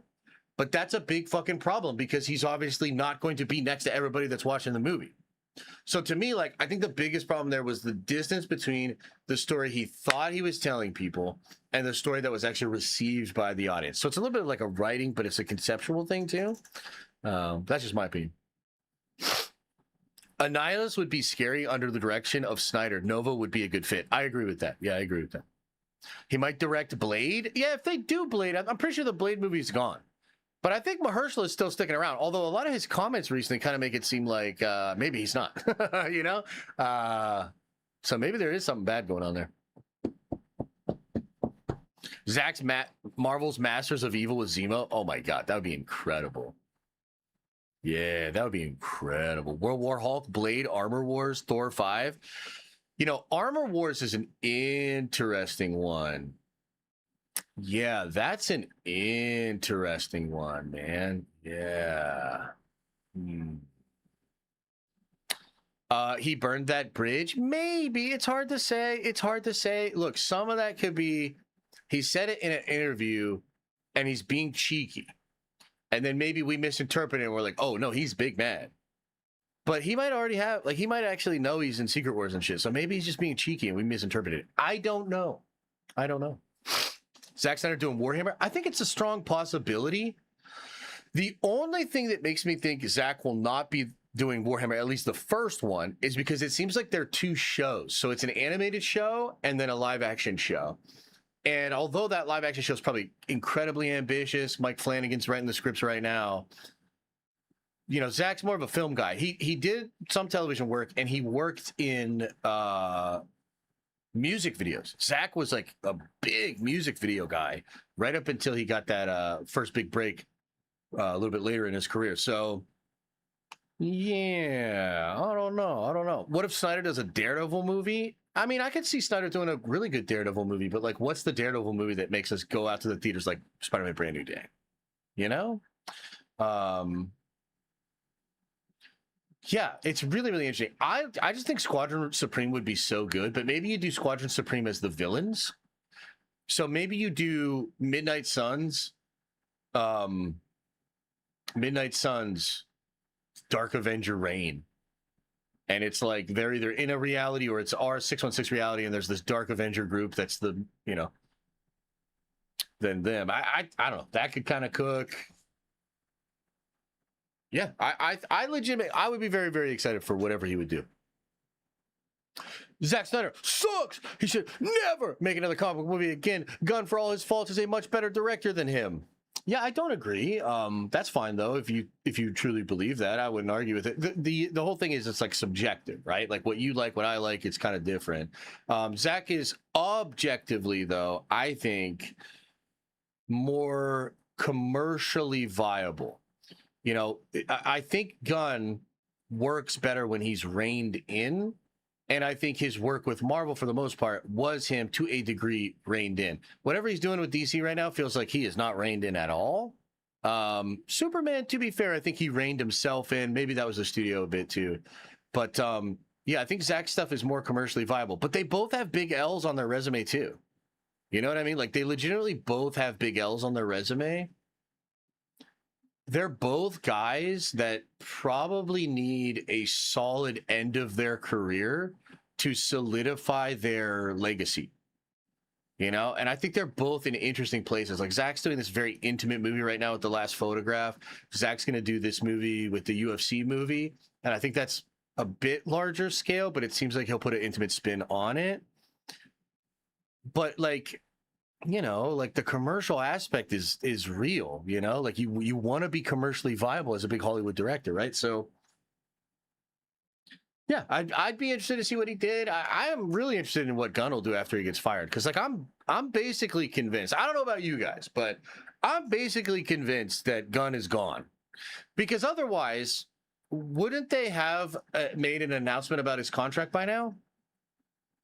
Wouldn't they have made an announcement at San Diego Comic-Con, or wouldn't they have like fucking said something about the future by now? So I think Gunn's probably out. I actually think he's out regardless of how Man of Tomorrow does, but I don't expect Man of Tomorrow will do very good. I'm interested in what Gunn will do next, you know? Maybe go quiet for a little bit. Maybe he starts to do some more intimate stuff. Maybe he goes back to like really super perverted, like crazy slapstick versions of his own characters or something. I don't really know. Yeah, I'm interested to see what Gunn does as well. Maybe Kevin will take both of them back under his wing.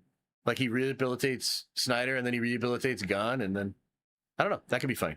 But anyway, that's my thoughts on Zack Snyder. I hope he comes to Marvel and he's the fucking takes a poop on James Gunn.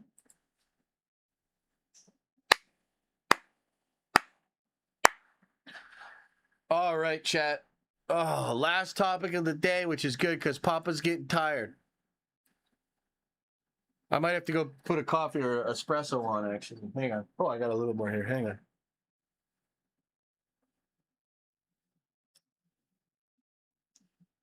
on. Look, I drank and smoked a lot this weekend. Very bad for the immune system. So I need a lot of rest today, and I know you guys understand. You know what I mean? I know you guys understand. I'll get some chicken noodle soup. I'll get some tea. You know, lots of fluids. I know you care. So that's why I'm telling you, you know? All right. So I guess it's time to talk about the X-Men and why they need to be hot. Chat, real quick question. Real quick question. Why are you smoking? Stop. Oh my God. You're right. You're right. Oh my God. How can I do this to myself? What am I fucking doing with my life? I'm fucking smoking. Fuck. Ah!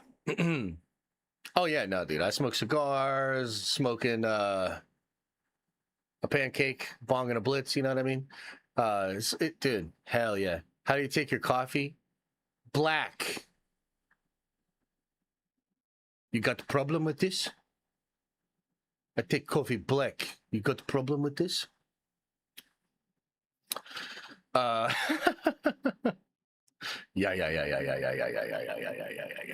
I'll be all right. I'll be all right, chat. Do as I say, not as I do.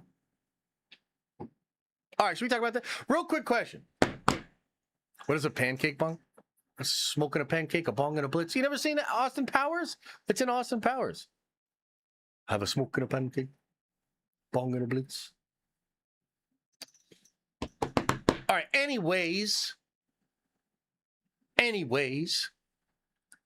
real quick question. The X-Men need to be incredibly attractive and also super horny. True or false? I'll repeat the question. The X-Men need to all be incredibly attractive and super horny. True or false? True or false? Yeah, of course it's true. Of course it's true. And by the way, we owe a great debt to a very talented and very horny Bo DeMayo. I'm being honest. I'm being dead ass. You know, we owe this man a great debt because he put sexy back, even though it's a cartoon. He put sexy back. He put desire on full display. That show is super horny. X-Men 97. And we owe him a great debt because, well, all of those pussy-ass motherfuckers over there were probably never going to do it until he cracked it open and showed us the way. Legitimately. By the way, credit to Brad Winderbaum as well. Marvel Rivals is... Hey, you're right. Bust down 1965. That's fair. That's actually a good point. Marvel Rivals also carried the torch. We got jiggle physics like you wouldn't believe. And... So it's interesting, right? It's interesting. It's interesting to be in this position now where I think we've kind of come full circle. Not everybody. Some of you weirdos are still living in 2016 internet. You know, the pendulum has clearly swung the other way. It's okay that you didn't realize it. Most of us have moved on, and most of us have kind of gotten a backbone. And we're able to say with 10 toes down, no, I actually think a very sexy person should be cast in that role. Okay? So with that in mind, let's now talk about the rumors for the casting of the X-Men, okay?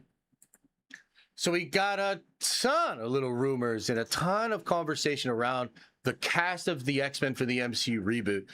We did have it happen on Friday, actually. Some of this leaked out on Friday. The Emma Frost casting, which was Samara Weaving, who is so hot, I feel like I'm back in the 90s or the early 2000s. Like that, you know what I mean? Like, just like you used to see a lot more people like that. I don't know what the fuck happened. She's so sexy, dude. She's a fucking bombshell. Like the kind of person that, like, that's the piece of conversation. What's everybody saying about Samara? What books she read on Goodreads? Sorry, but no. It's the fact that she's a fucking bombshell. So it's great casting, you know, because that's Emma. That's who Emma is. And she utilizes that, actually. She uses that to her advantage. So I thought that's pretty solid casting. I also think, by the way, that Sadie, although I was a little bit sort of lukewarm on Sadie as Jean, she killed it in the movie. And also, I think she's looking good. She's looking good, man. I think she's a very attractive young lady. And it'll be interesting to see who they cast as Scotty Summers, because he's going to have a hell of a choice when he cheats on Jean Grey with sexy-ass Samara, okay? So, we have other things that are out there and I want to talk about, okay? Because we got to talk about this. We got to talk about Jeff Snyder, the soups that he brought, the Hot Mic podcast. We got to talk about Cooper Hoffman. We got to talk about the backlash to Cooper Hoffman. We got to talk about how that connects to Cynthia or Vino, whatever, and her absolutely not being fit for Storm. We're going to talk about it all. We're going to crack into it all, baby. So, let's get going. According to Jeff, he does give the nod to Samara Weaving as Emma Frost. Justin Kroll got that, and that's a great scoop. He said, Charles Melton is wrapping up a deal to play Beast, and Kaylee Spaney is going to end up being Rogue. So hang on, who is Kaylee? Should I know her from somewhere? Let's search her, man. Okay. What's she in? We're going to take a little detour here because I'm not super familiar with her. She was in Romulus. She was in Civil War. Okay. She's apparently going to be Rogue, huh? I can kind of see it. I haven't seen her in any of these movies. I gotta say, is that her in the front? Is that her in the front of this picture, chat? I just want to be sure before I make this comment. Is that her? Is that her? She's in the back? Okay, I'm still on the fence then. Yeah, I'm still on the fence. Well, she's tiny, huh? How tall is she? She looks super fucking tiny here. Rogue needs to be a little bit... Okay, well, I'm not super familiar with her, okay? I think this is the homie Charles Melton that we've seen, though, right? That's a lot of people have been talking about him as Beast. I think he'd be fine as Beast. Jake Schreier and Marvel both really liked Odessa Azion for Rogue, but Spaney lobbied hard for the project, went straight to the director, who convinced Marvel to get on board. That's interesting. So who's Odessa? Is she the girl that had like that big hair, the Southern draw, that was in some other fucking movie? Yeah. Okay. I think I know. I think I'm a little bit more familiar with her because she was somebody we had talked about, right?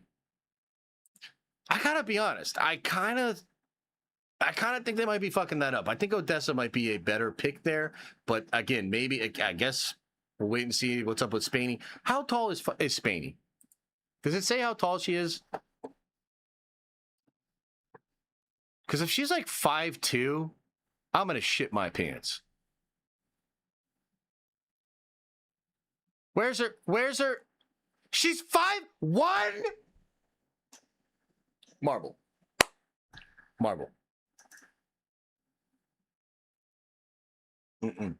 No. Marvel. Listen to me. She's got to at least be 5'5", 5'6", maybe 5'7". You know what I mean? Like, I'm sorry, dude. Yeah, like that's crazy. You're gonna have a 5'1" Rogue?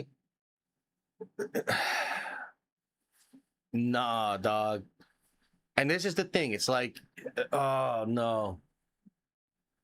No, Kimosabi. I don't like that pick. Let's keep going. She's now the favorite to play Rogue. And her Deep Cuts co-star, Drew Starkey, appears to be the frontrunner for Cyclops. Now, I saw this guy, and I think he's good for the role. I think he's good. Let's take a peek here. Yeah, so let's see if I've seen anything he's been in. Probably not. Love Simon, The Hate They Give Us, Outer Banks, Mine 9. I don't even know what the fuck those are. Let's look at some of his photos here. Okay, yeah, I can see that. I could definitely see that. I definitely see a Scotty Summers here. Okay? And I see a stereotypical, attractive phenotype, cheekbones, jaw, like, masculine looking, just stereotypically attractive. Yes, that's exactly what you need.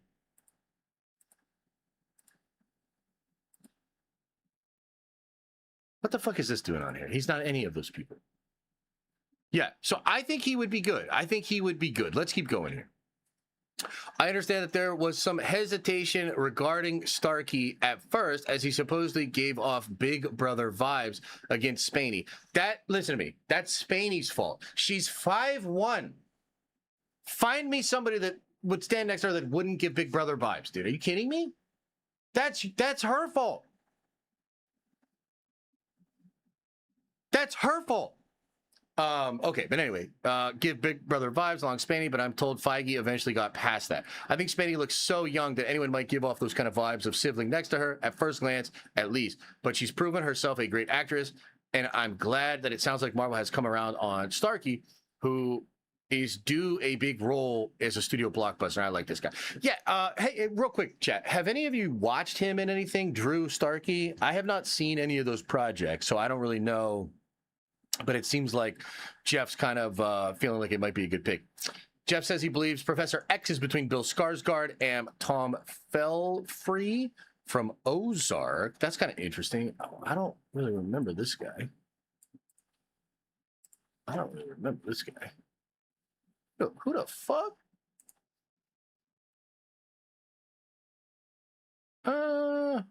I could kind of see it.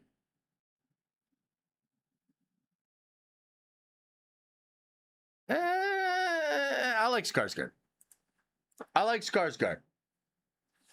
Patrick Wilson apparently isn't even in contention, which is crazy because I forget who reported that, but they seem solid. Storm remains one X-Men character my sources have heard nothing about, but that's because I do believe that Ryan Coogler is involved with the casting of Storm, who is expected to appear in Black Panther 3. Thank God. Thank God. I don't think Ryan's going to do a bad job at that.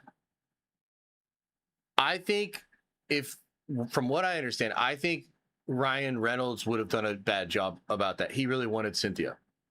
And just like Cooper Hoffman is not right for Cyclops, Cynthia is not right for Storm. It's a similar situation, man.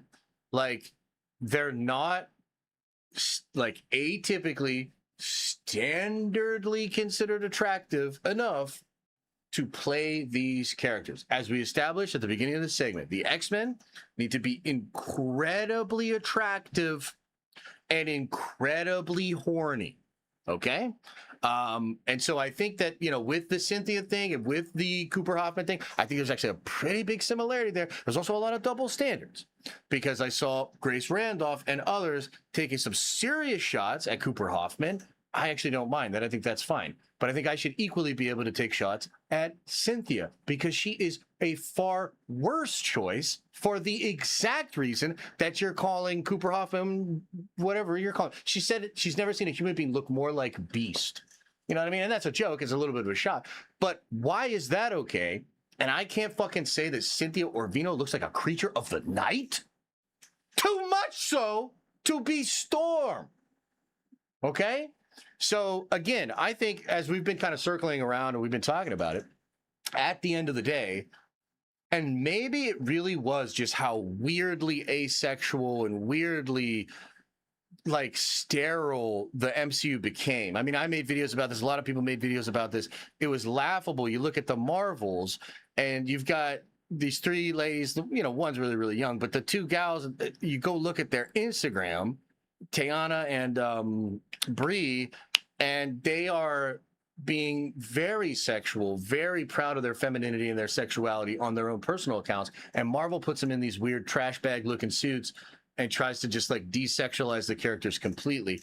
By the way, this is something that I will always admire Chris Claremont's bravery for talking about, because Chris Claremont has been bitching about this for basically a decade, ever since Brie Larson and Captain Marvel was created in the way that it was, which was absolutely created with this weird asexual third wave feminist kind of an idea.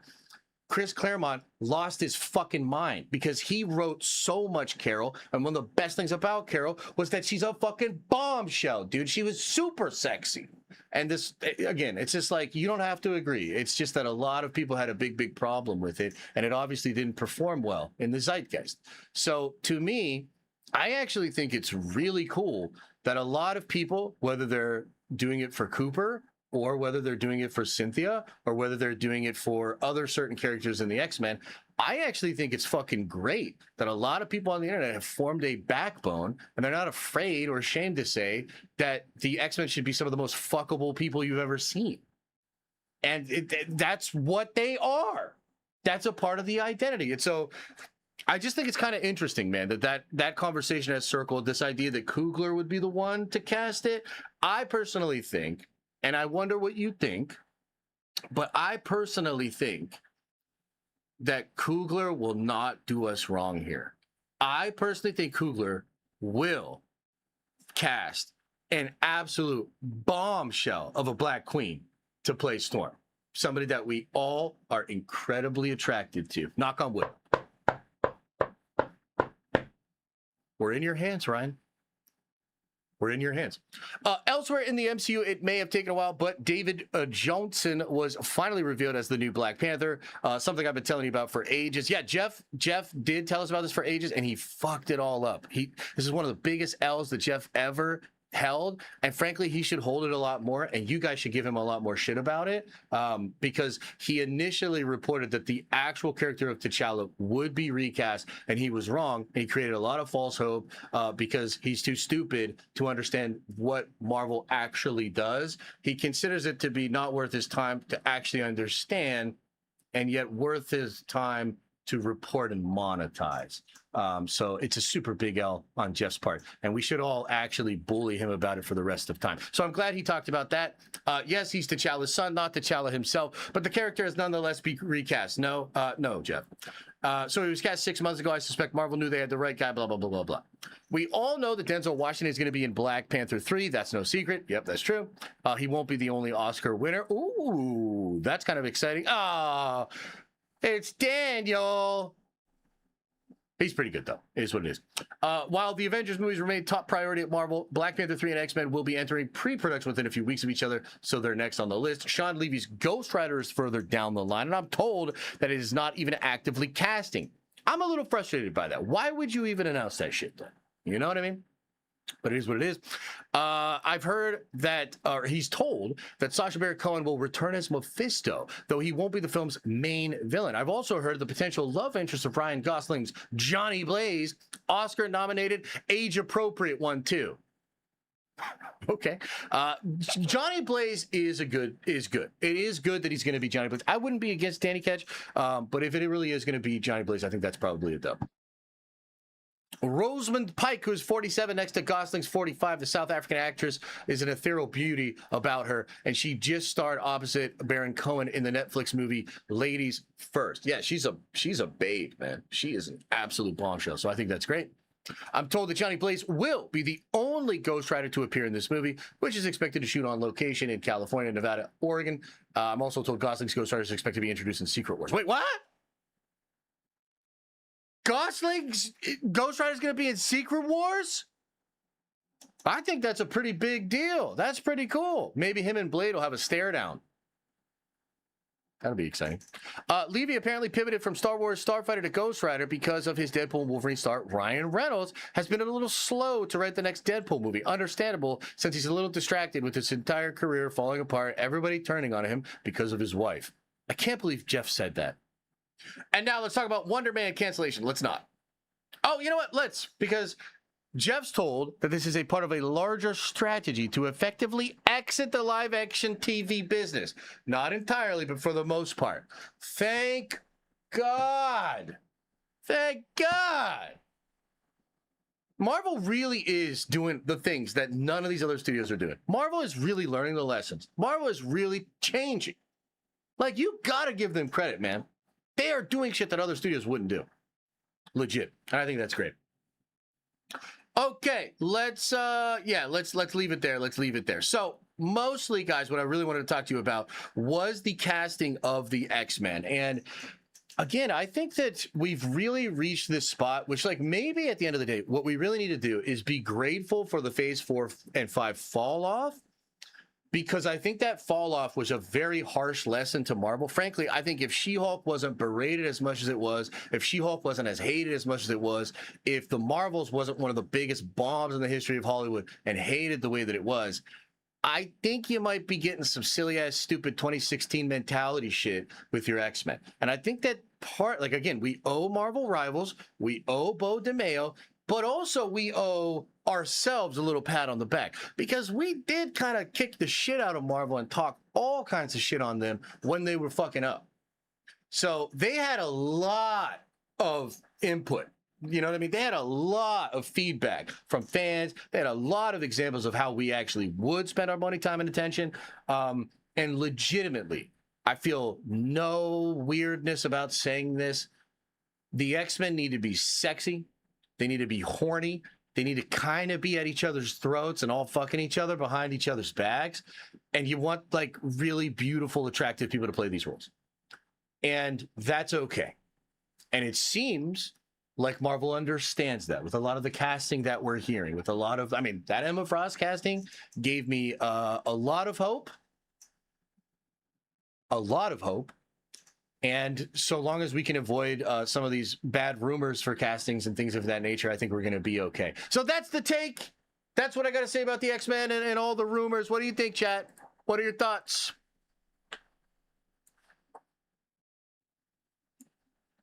Any feedback, or was it a perfect segment?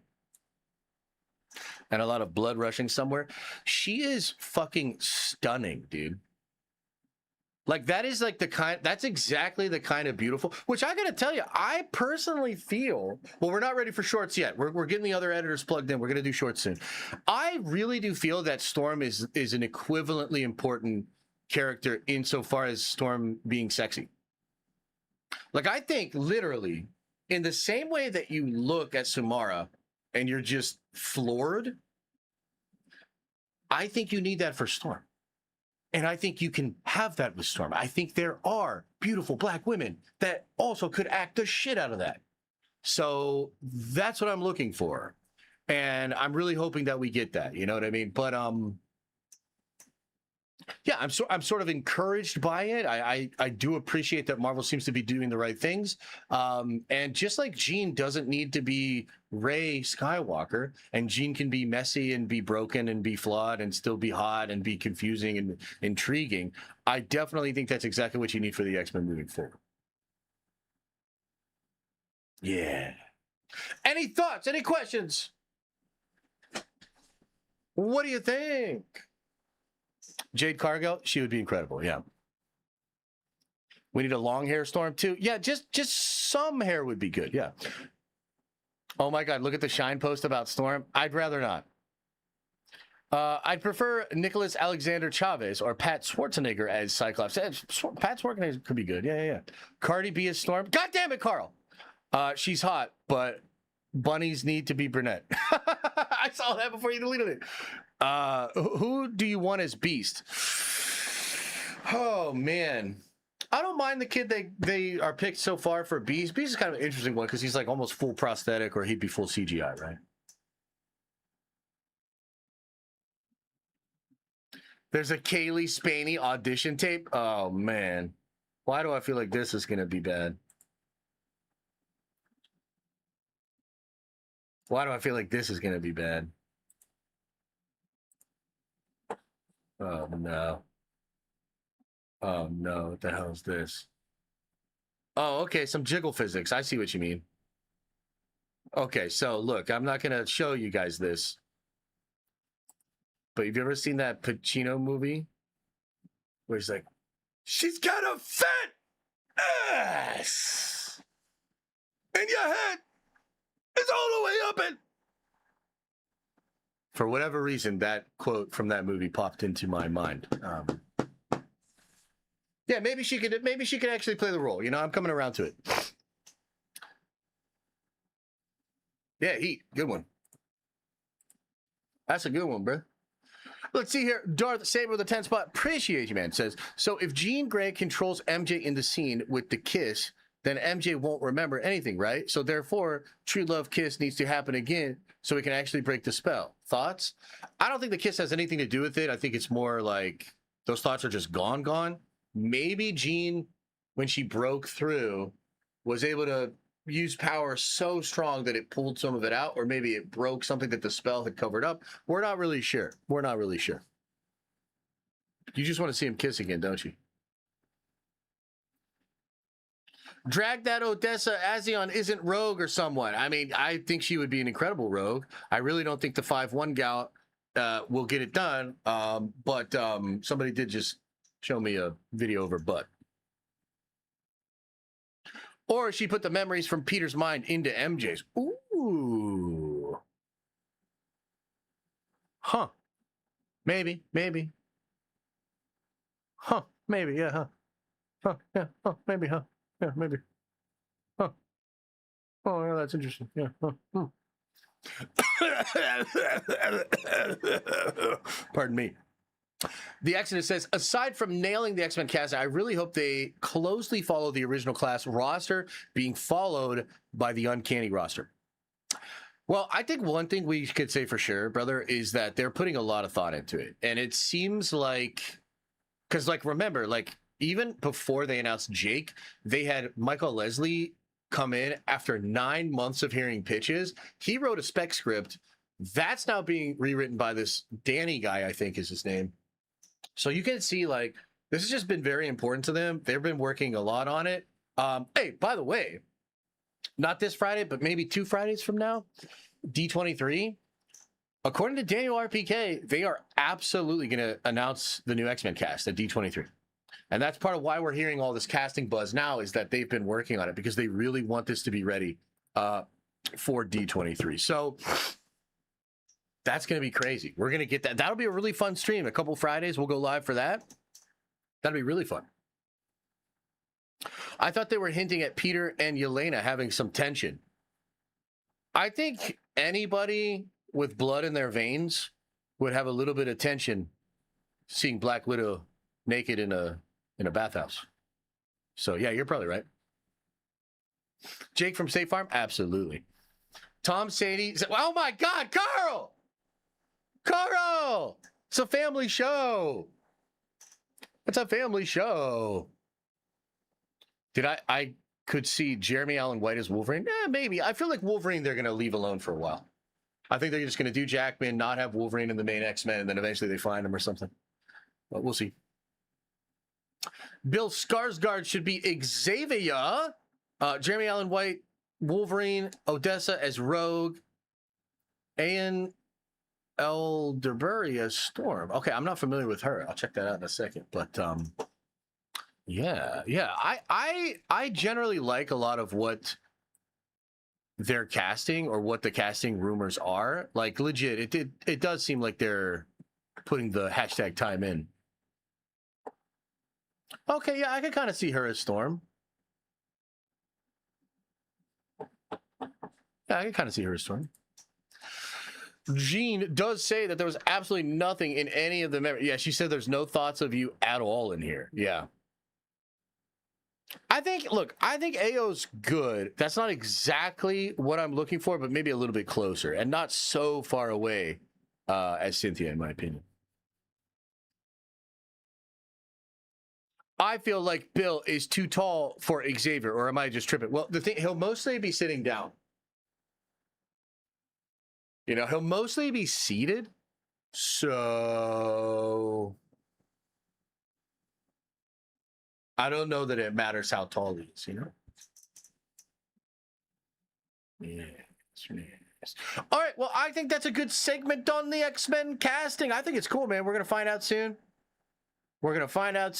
I think they're cooking. I'd love a show where Jean and Yelena just had conversations in her office. Me too. I would be pretty into that. Yeah, I'd be pretty. I'd like it. D23 is next Friday. No shit, really? Okay. I'll see you guys next Friday then. Next Friday, buckle in. Buckle in. We're going to have a good next Friday. Why was Yelena's office a bathhouse and not at the New Avengers Towers? And Peter met up with her there. Probably because she still doesn't trust, what's her tits? The lady that runs the tower. What's her name again? Calm down. Hey, sorry.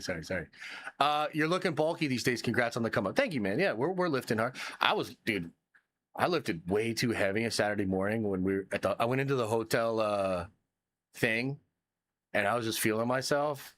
Oh man, I probably went too hard, but yeah, we're working.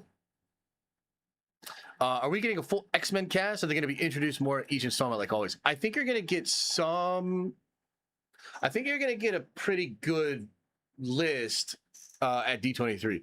Maybe the main group, like the main group, but there'll be other X-Men, obviously. And a bathhouse for an ex-Russian spy makes sense. Yeah, I agree. Yeah. Trying to show off in front of the bros? Yeah, a little bit. Yeah. It was good, but then I was like, we're sitting down at breakfast, and I was just like, oh, fuck, like my arm is legit like, but we're good. All right, everybody. Well, I think that's a pretty good Monday stream. What do you think, chat? Is that like is that pretty good? Like that's a pretty good one, right? That's a pretty good Monday stream, I think. Noah says, is there any chance we get Lantern's reaction on the main channel vid? So this is Den of DC now. Give into the gun. Much love, sir. Probably not, brother. No, probably not. The best I could do is watch the first episode and then maybe talk about it on stream. You know, that's probably the best I could do. Do you think they'll have Jubilee in the main team for the first movie? I think they're actually going to probably do Kitty Pryde instead of Jubilee, in my opinion. But we'll see. Get these DC bangers out of here. Yeah, I agree. Been better if I hadn't missed the first hour. Well, that's on you. You know what I mean? That's on you. More. Yap some more. Oh, but I'm tired. I got sick. I got sick at the casino. You know? I'm a little under the weather. I need a chicken noodle soup and a cuddle. You know? A pat on the back. So that's enough. Marvel hasn't done Gooner bait or even touched romantic sexual storylines since Age of Ultron. They're not going to do something in the realm. Would piss off a lot of people.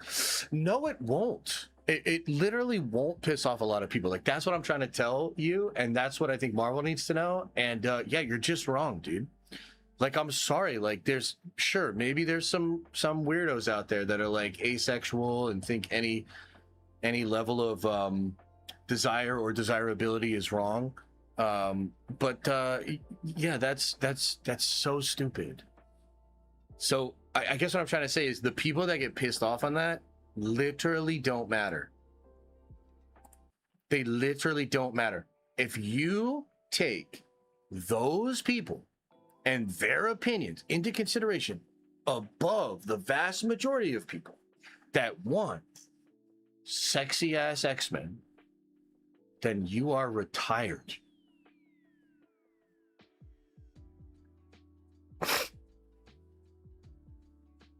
I'd rather see Jubilee as a new mutant with some future X-Force team members than maybe we eventually get the blue and gold roster. Oh, yeah, that'd be cool. I like the blue and gold roster for sure. Hell yeah. It's no, but voted yes. Bah. Wait, what? How could you? How could you? People want to see superpowers and good action. Yeah, 100%. I agree with that.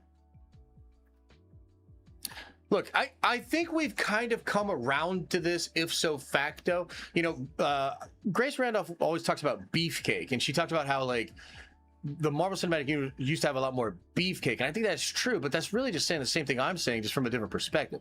Like, I don't necessarily care about the beefcake as much. Like, I like the dudes to be jacked because I want it to feel like this masculine physicality. But, like, I want the biddies to be bad. I want the biddies to be bad. What's wrong with that? You know, Grace can say beefcake. Grace can say that Cooper Hoffman looks like Beast from the comics. I can say, I want the biddies to be bad. Right? And I don't feel bad about it. I don't. Still feel Kevin is way off of his Thanos build-up thing. Yeah, a lot of people really didn't like that, huh? I think he just didn't word that correctly. Like, I think he has a point, but I think he just, like, was caught up trying to be, like, snarky and funny. And I think it kind of came out a little bit, I think it kind of came out a little wrong. You know, that was just me. But yeah.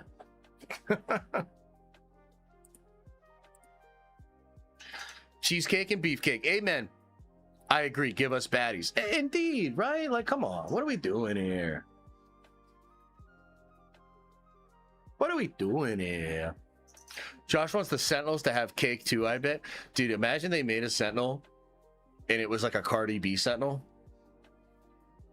And then it like starts twerking.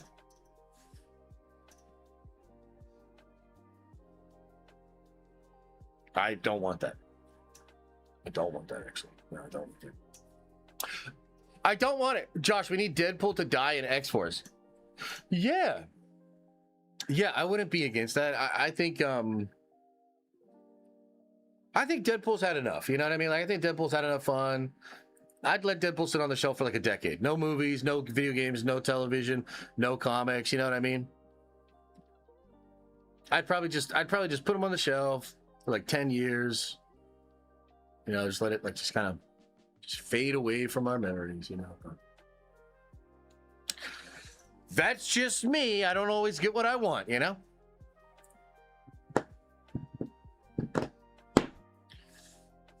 All right, everybody. Well, look, man, I really appreciate you guys. Thanks for being here. Thanks for rocking with me. Thanks for having a good time. I missed you guys. I had a real good time getting away from the internet.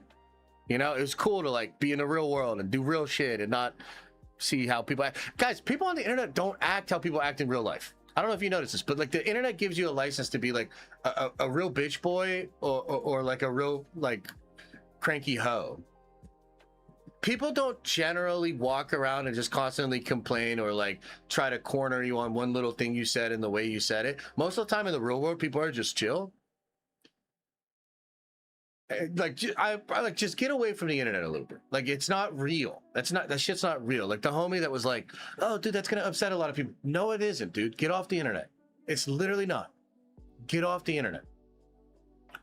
It's really not good for you. In fact, you probably just don't go on the internet at all unless Josh goes live or Josh is making a video or something like that.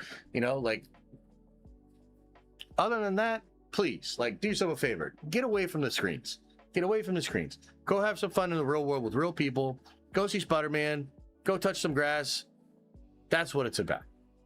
That's what it's about, okay? So I appreciate you guys. Thank you. No stream tomorrow. I know now you're all upset about it. You can be upset, but we'll be back on Wednesday for a regular stream and for a Warhammer Wednesday stream, baby. Warhammer Wednesdays are back. Hell yeah. Okay. I'm getting out of here. As I always say, wait, what the hell? What the hell? As I always say, I hope you're having an awesome and a nerdy day. And I'll see you in the next video.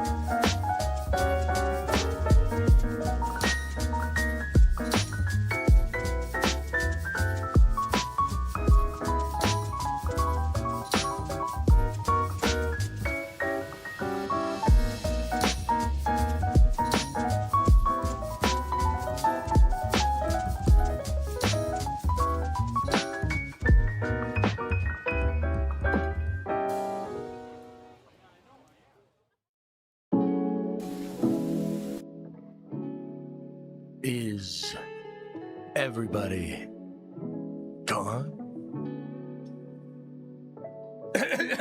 Dude, everybody, leave.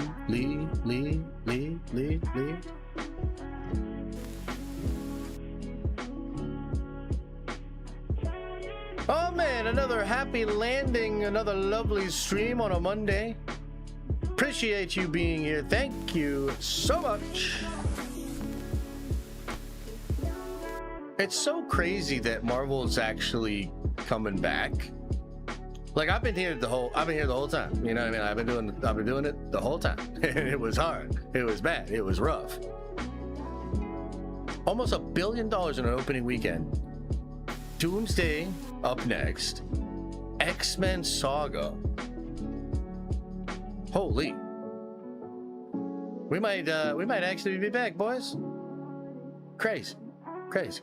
So thank you for riding with me if you have been, and if you haven't been and you're back because you think Marvel's back, that's okay too. Welcome back. Let's get it. All right, everybody, get on out of here. Do me a favor before you do. Actually, make it two. First up, open up your third eye.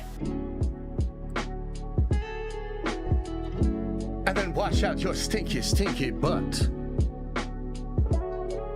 Oh. Okay, see ya.